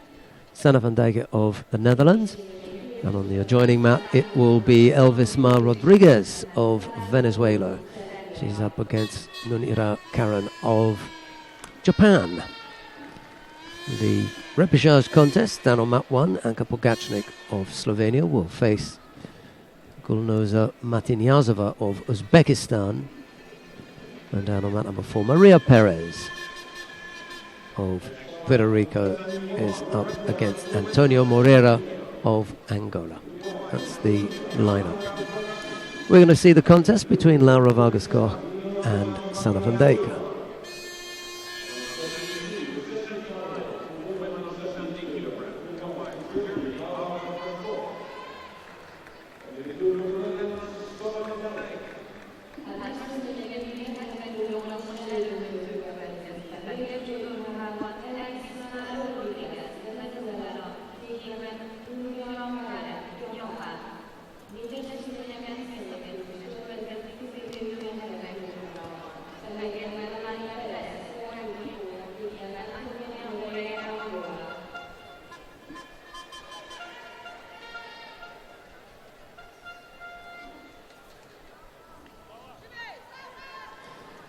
Right, well, Sanne van Dijk is going to know what to look out for. Full on from Laura Vargas Koch right from the get-go. That's her style. Van Dijk will try and find ways of slowing her down and making making it difficult for the German number 1 seed here, Laura Vargas-Koch.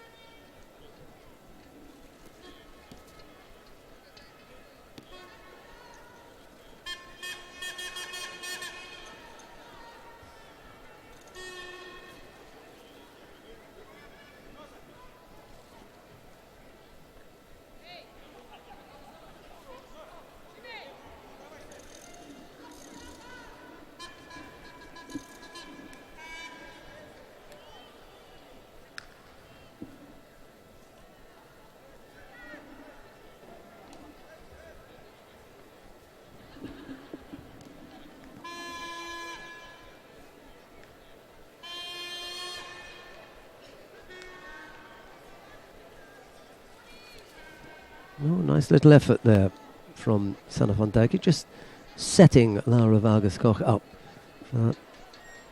Attempted Tani Otoshi. She never really got to finish it off. Couldn't plant the support leg and then get the right leg around the back. Yeah, well, that shimiwaza was executed pretty sharply. I don't think Sanne van Dijk is very happy about where it ended up. She thinks it was across the face, but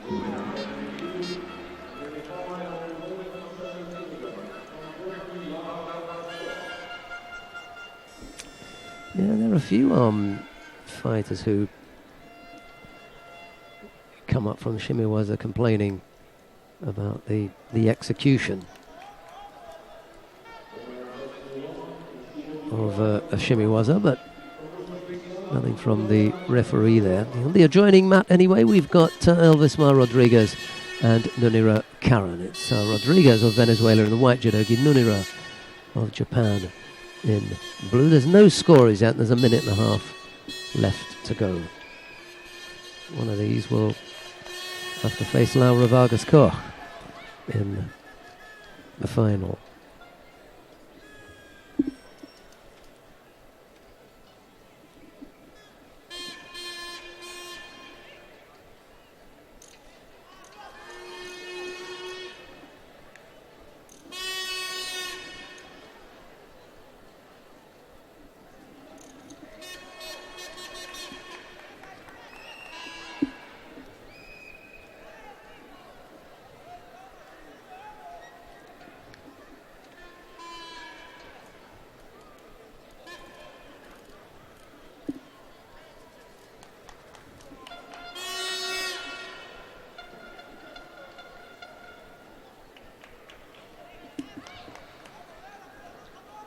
Nunira picks up a third penalty. She's going to gift this to Rodriguez.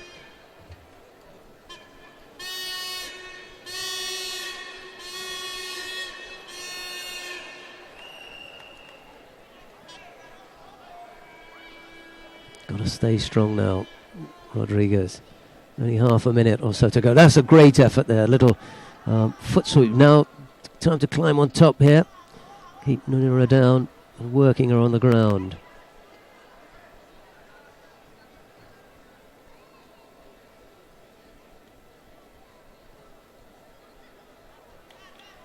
"18 seconds left to go."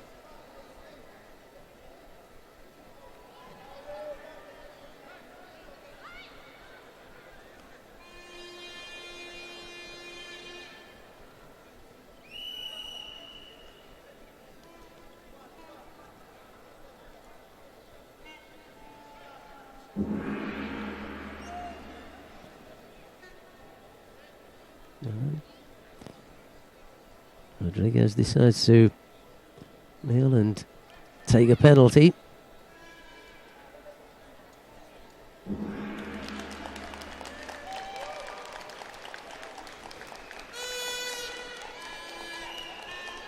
And it's Elvisma Rodriguez of Venezuela who makes her way in to the final. Well, it'll be her third IJF medal.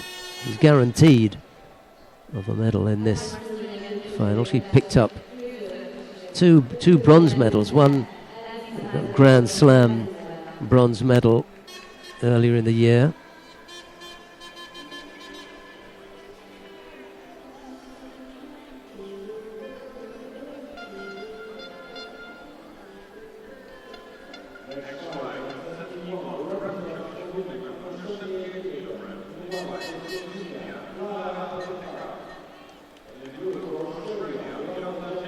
Yeah, third place at the Grand Prix in Samsun.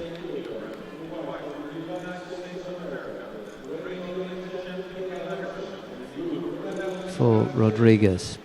And she'll pick up another medal here today. Right, we're going to go to mat number 2 because we want to have a look at the current Olympic champion, Kayla Harrison of the United States of America. She faces Karen Stevenson of the Netherlands. It's Harrison in the white, Jadogi Stevenson in blue. And the adjoining mat, Anna Maria Valencic of Slovenia faces Jo Abigail of Hungary. And then down on mat number 1 in the repechage contest, Clara Opateka is up, of Slovenia is up against Miranda Giambelli of Australia. Down on mat number 4, Samahawa Kamara of France faces her teammate Crystal Gary.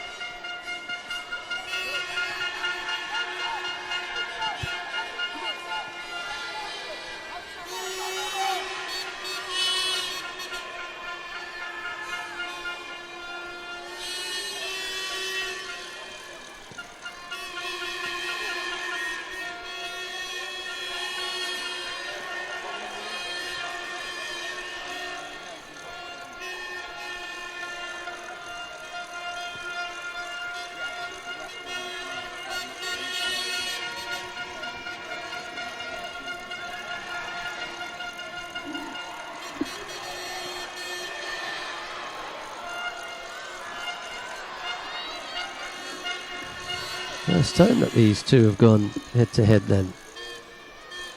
Stevenson and Harrison.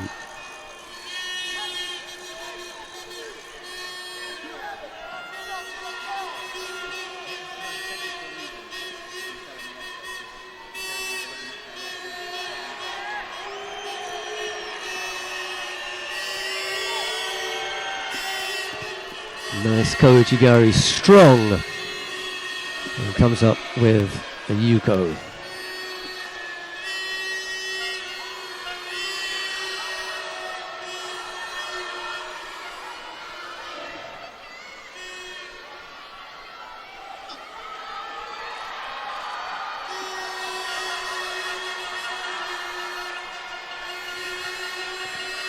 Harrison trying to just free that arm, but Stevenson hanging on. Blocking that, and they're back up on their feet now. Single Yuko the lead for Harrison with a little over 2 minutes left to go.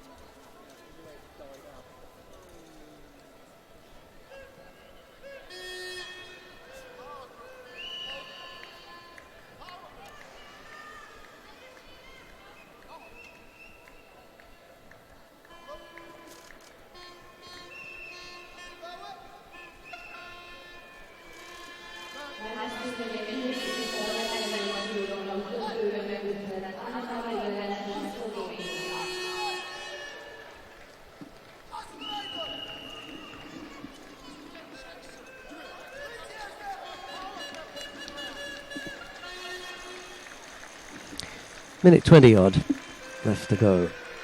Harrison still with that Yuko lead.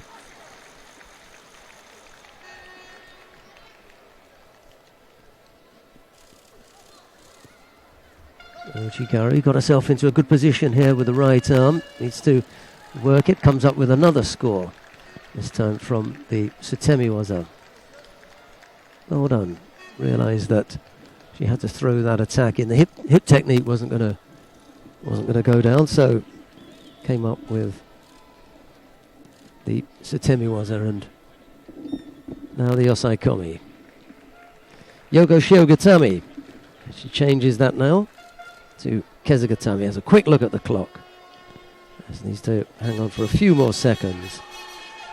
That'll be it. Yeah, there's a few things in there that would have pleased Harrison. You know, it's about preparing for the Olympic Games for her, and she just made sure that she's got sufficient enough fights in the lead up to Rio.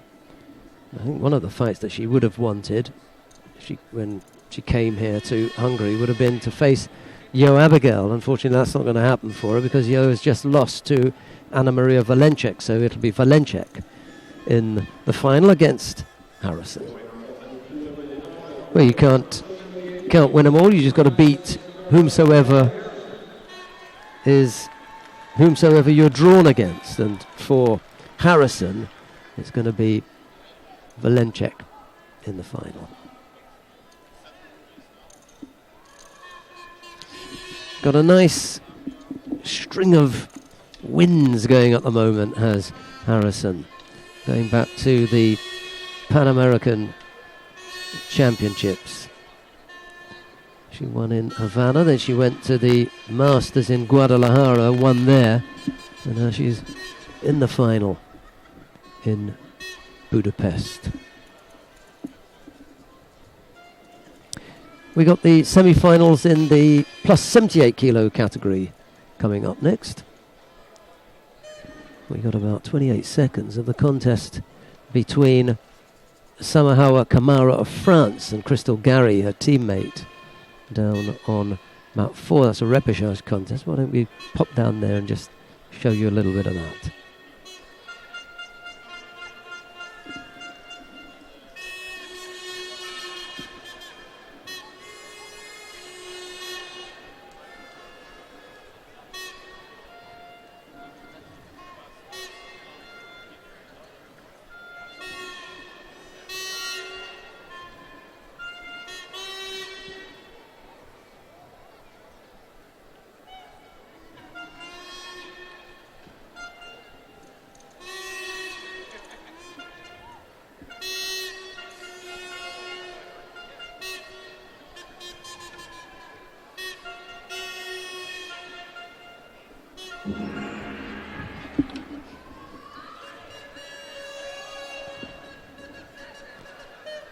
Kamara it is who wins out over Gary.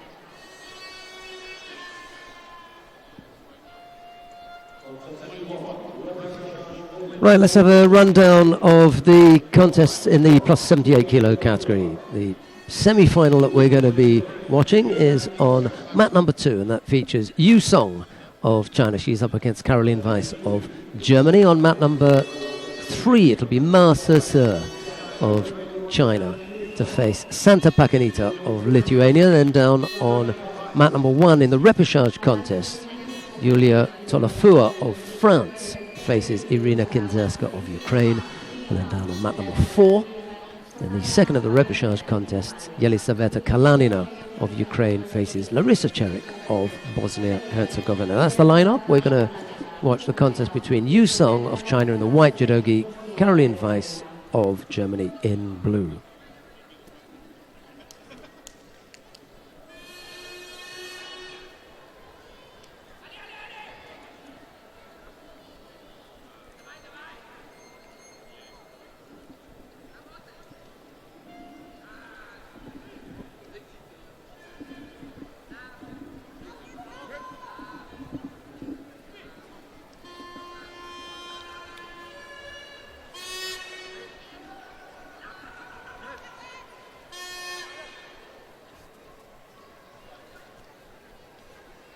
Well, Yu Song, the current world champion, no doubt who the favourite is here. Good effort from Caroline Weiss. She's a slightly underrated fighter, and I'll tell you who underrates her. Herself. Doesn't quite have the kind of belief in how much she could achieve in this weight category. Hasn't sunk in yet for the German youngster, just how good she could be. Maybe she gives Yu Song a bit of a going over here. It'll begin to dawn on her, hey, you know, I could do something in this weight category.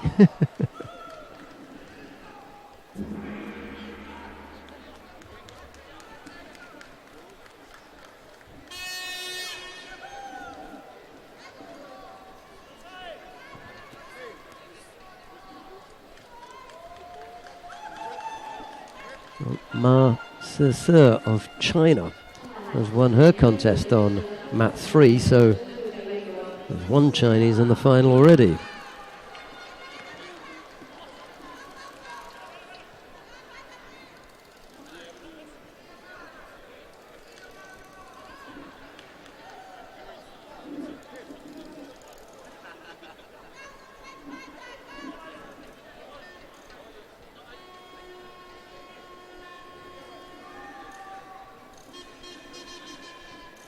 Single Shido picked up by Yu Song, slightly frustrated at the moment at not having immediately overpowered Caroline Weiss. You're going to have to work on it. Thought about the right-sided Kosotogaki there, but that didn't come off. It's nice when the fighters get pushed a little bit, and current world champion just being tested a little bit here by Caroline Weiss. If I'm not mistaken, Caroline Weiss was a junior world silver medalist. Well, that's a better position from Yu Song. Moved quickly into that Ippon Seoinage and almost had Caroline Weiss going over. There's a cross there between Osotogari, and then I think the movement from Caroline Weiss almost put Yu Song in a position to throw with Ippon Seoinage. It was an odd one.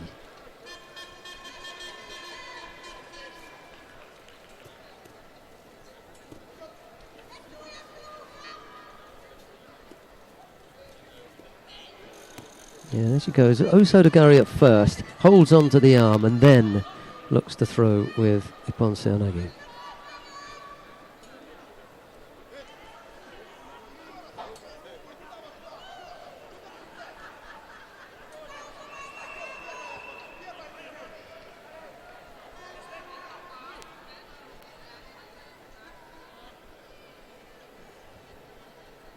Yu Song a little bit slow to get to her feet. I'm not quite sure why that is.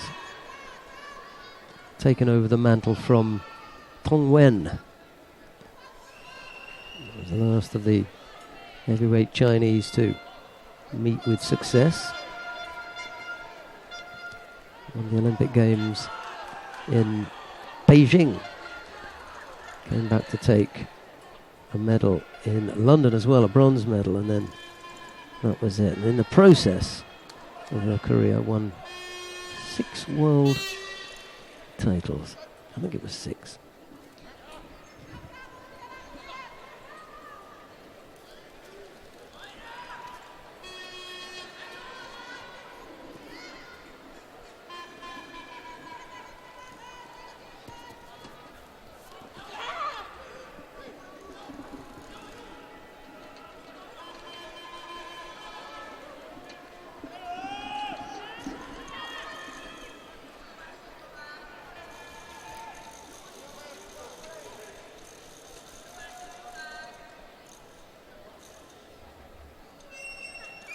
Caroline Weiss just going to have a little bit of tidied up from her lip.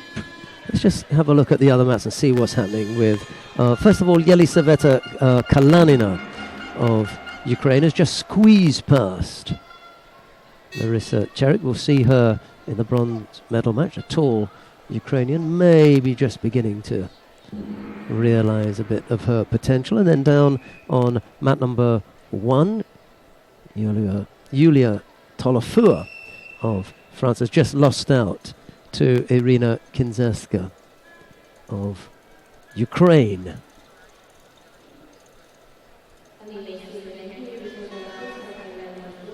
So that's what's happened in the heavyweight division. And we saw, well, if you didn't see it, we heard that Ma Sese of China has made her way into the final.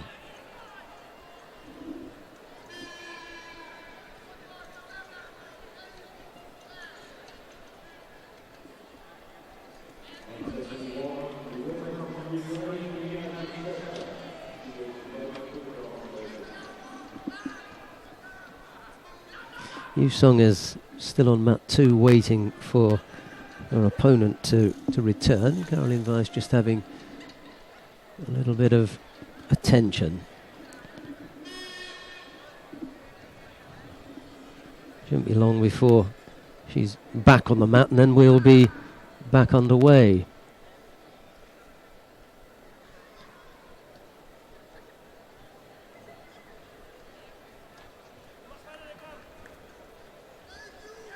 There she is. 7 world titles, actually, it was for Tong Wen. Sorry about that. I thought it was 6. I think one of them was one of those kind of open. Yeah, one of them was a World Open. In fact, there were a couple in there.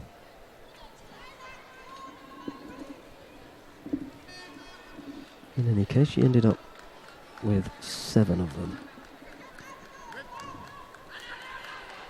One of the most successful heavyweights ever, man or woman, as far as titles are concerned. A little bit more movement there from Yu Song, and Caroline Weiss, for once, roughing them up. I'd like to see that.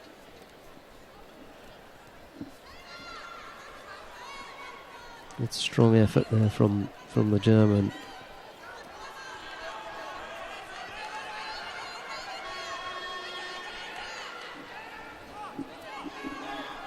She's going to take this.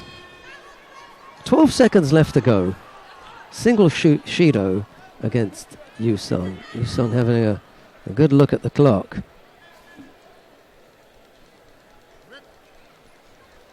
Just on the brink of defeating the current world champion. Oh, that's it now. That is it. Well, you know, there's a smile on her face, and so she should. I mean, she should be happy. But what should begin to dawn on Caroline Weiss is that she's got the ability to beat absolutely anybody in the weight category. And I'll tell you what, if she goes and knocks off Ma Sese in the final,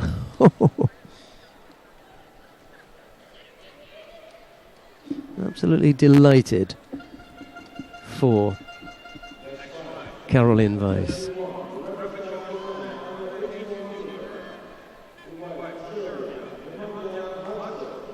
Right, we've got the semi-finals in the under 81 kilo category. On mat number 3, you can watch Ivan Lefontov of Russia. He faces Bojan Dosen of Serbia.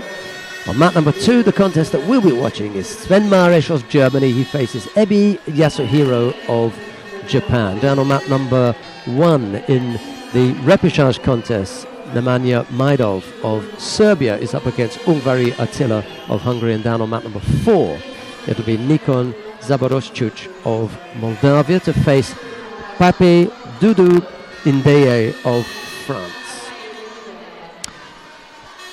Right, here on mat number 2, it'll be Maresh of Germany in white, Ebi of Japan in blue.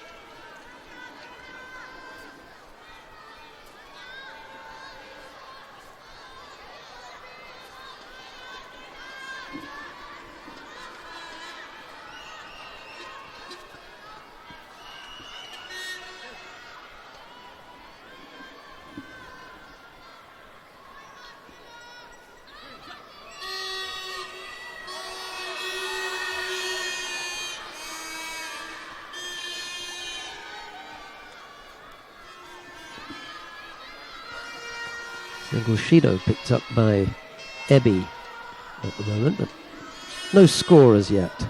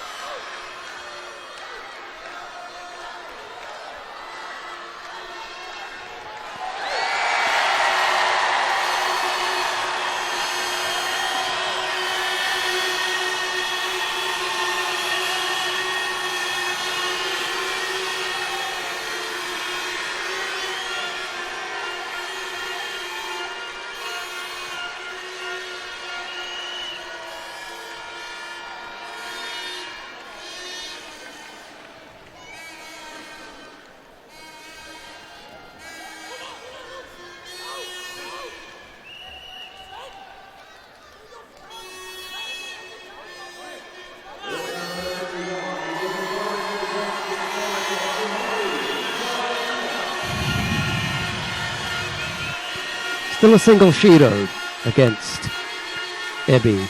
That's the only mark on the board.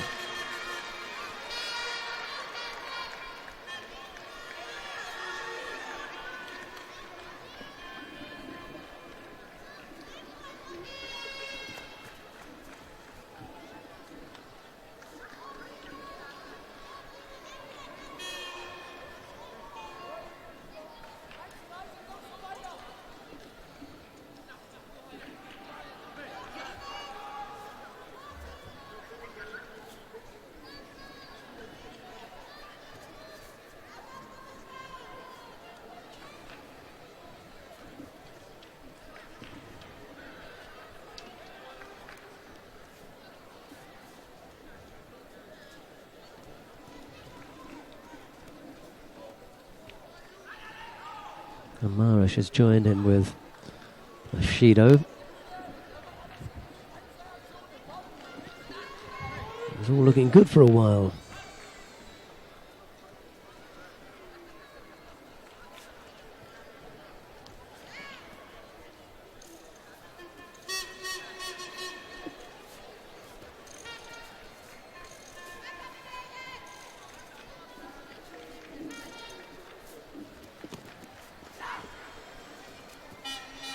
Quickly into that turn, the effort for the opponent Saonagi, but just went a little bit too far and ended up almost having Ebi's arm over his back rather than across the... You really want that going across your bicep. It was a little bit closer, the first effort from right-sided from Ebi, and then he tried to go to the left, but Marish felt that coming and was able to defend against it.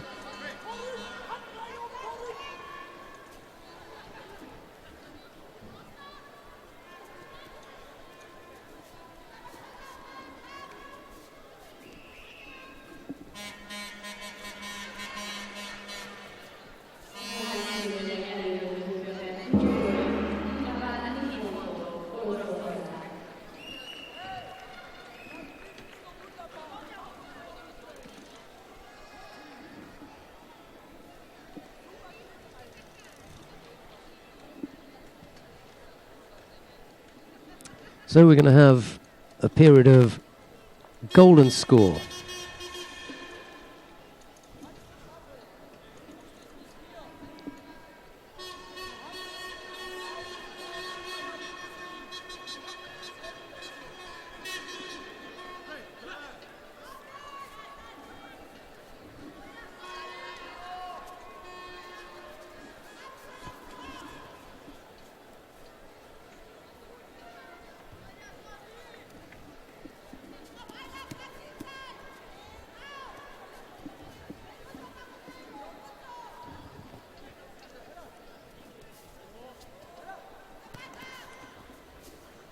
Nice movement from both fighters. They've been very busy, and there's a good effort there from Ebi, but Marish's acrobatic skills were up to defending against that.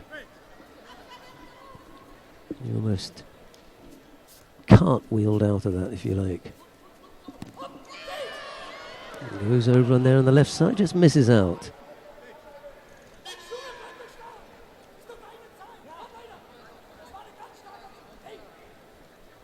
Last effort has left Ebi feeling a bit sore.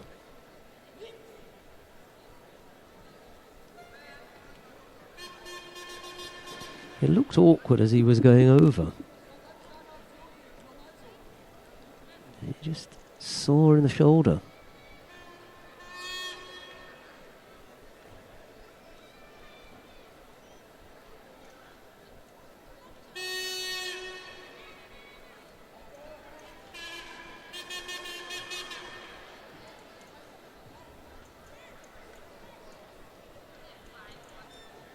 It looked a bit awkward. I don't think he's, feigning injury to try and grab any breath or anything. Here we go again.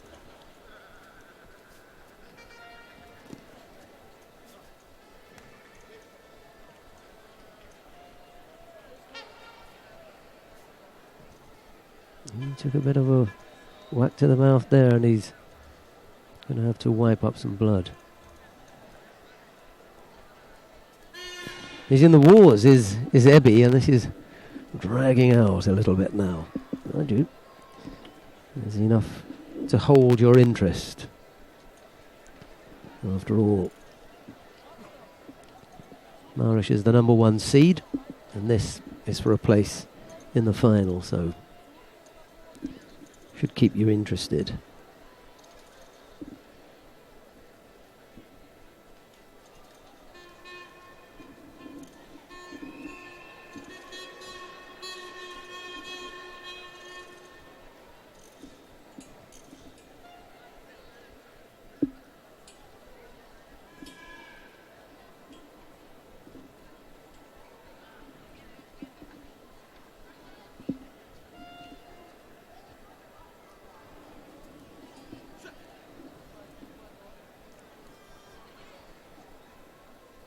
Right, Ebi's back on the mat. Ready to go again. Well, still in the golden score period. We've had a minute. Marish attacking there with a little Kochigari. Can't really say that Ebi came back with anything, but and then Marish thinking about going on the left and having to bail out of that effort in the end.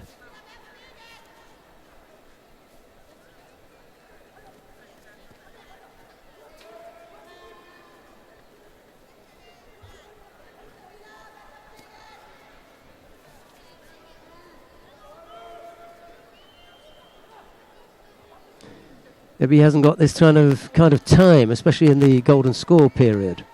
Marish has looked that little bit busier, and Ebbie hasn't come up with anything. One big attack here from Marish if he's clever, and this will be the end of it.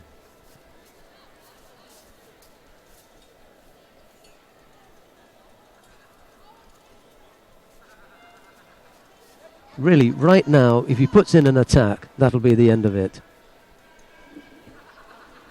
I can't understand Ebbie here. He's the one who should be looking to come up with an attack, and that'll be it. Right now, they can end it.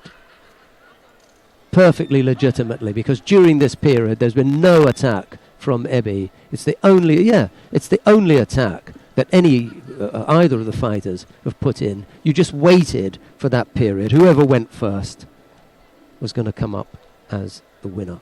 And Ebbie didn't feel that. He didn't sense that. And he's about to be given passivity penalty here.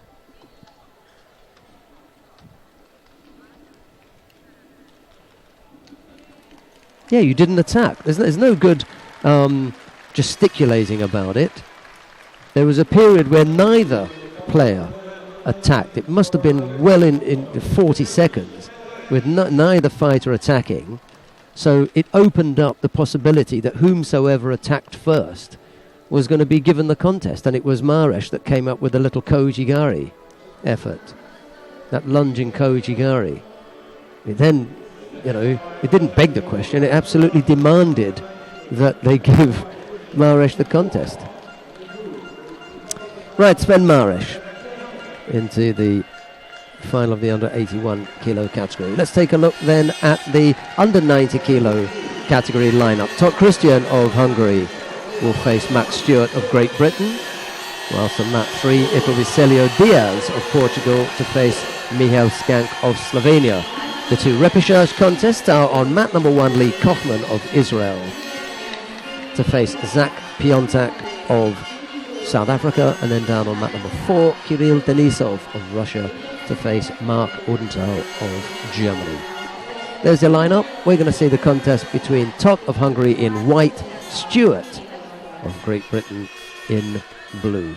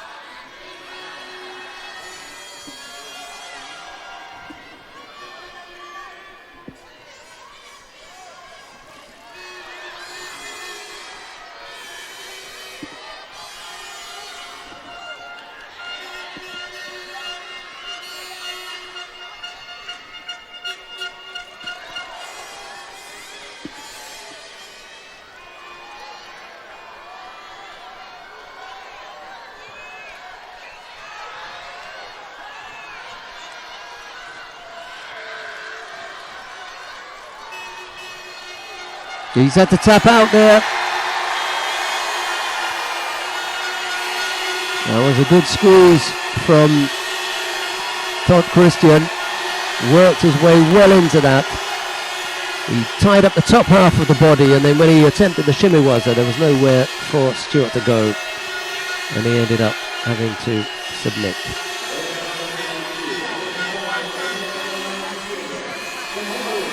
Third question. It is.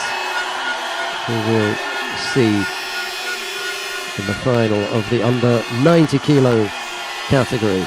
Well, his opponent will come from the winner of the contest on the adjoining mat. That's mat 3, and that's the contest between Celio Diaz of Portugal and Michal Skank of Slovenia. It's Diaz in the white judogi, Skank in blue. There's no scorers yet. There's 3 minutes and 18 seconds left to go.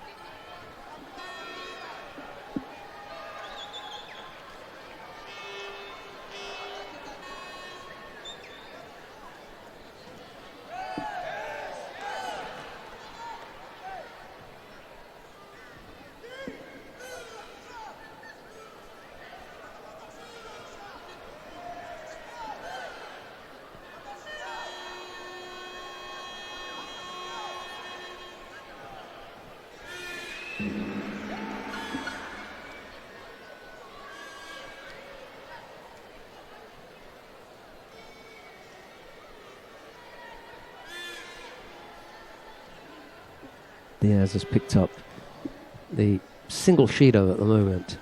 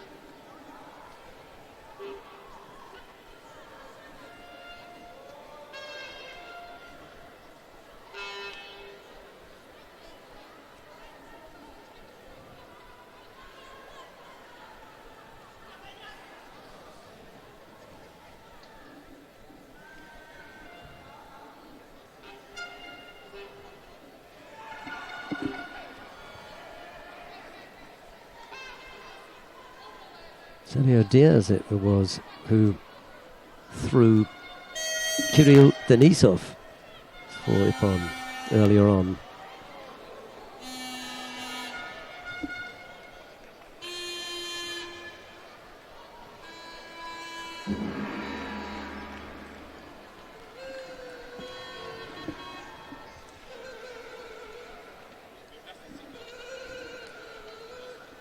Well, he couldn't repeat the feat here. Got caught and had to tap out.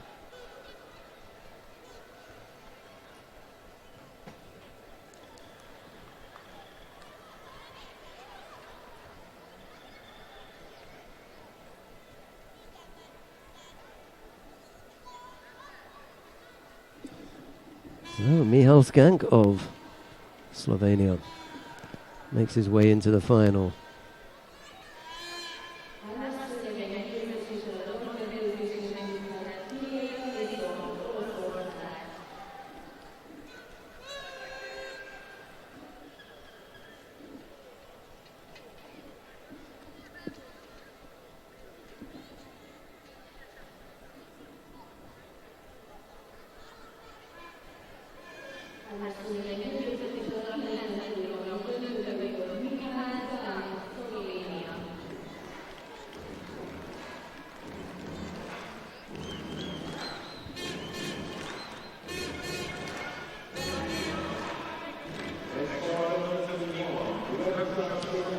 Right, let's have a rundown of the semi-finals and repechage contest in the under 100 kilo category.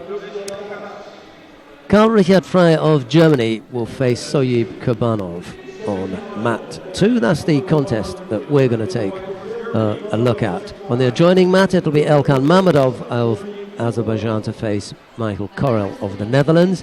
And the two repechage contests were down on mat number 1. It'll be Alexander Romanyuk of Ukraine to face Filip Awiti Alcaraz. And down on mat number 4, it's Denis Tachi of Moldavia to face Anton Savitsky of Ukraine. We're going to see the contest between Karl Richard Frey in white and Soyib Kurbanov in blue.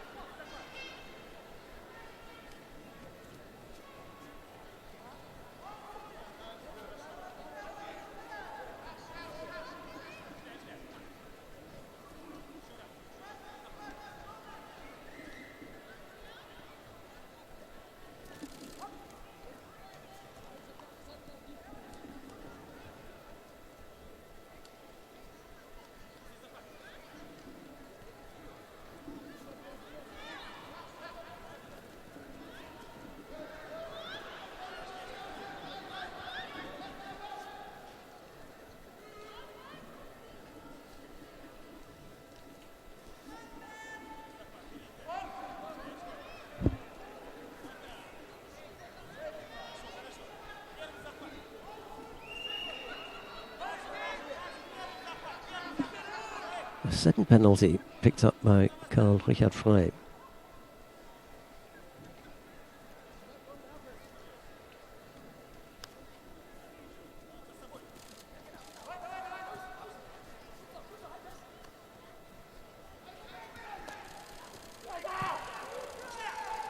And another nice piece of work by Kurbanov. Felt that coming from the German, countered nicely and came up with the score.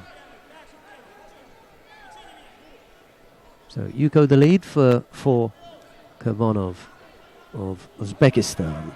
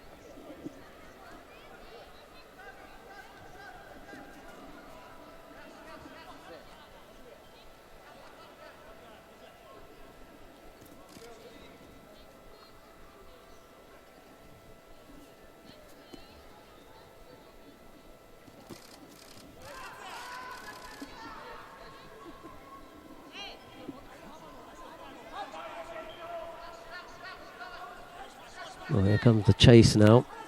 A little over a minute left to go, and if Karl Richard wants to end this on a high note, he's going to have to come up with a score.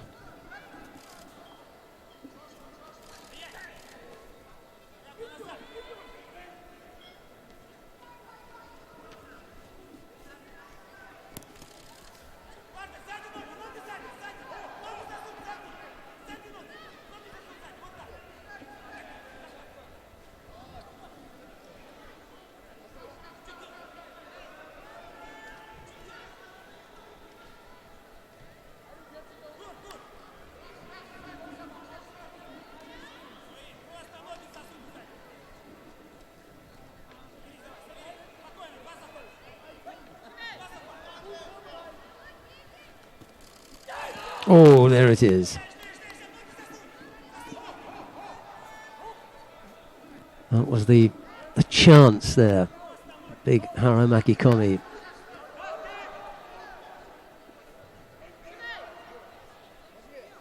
Gonna have one more go at that. So even with a Yuko, he's still picked up 2 penalties. Well, Kurbanov can just be penalised here for that left hand, which is just pushing into the right hip of Frey, just defensive. He does pick up a penalty. It's not going to do any real harm because Frey needs, and that's a false attack, which is really silly because a Yuko here now ties it up. But it's not going to happen, not with 3 seconds. There won't be enough time now. It'll be Soyib Kurbanov who's going to make his way into the final.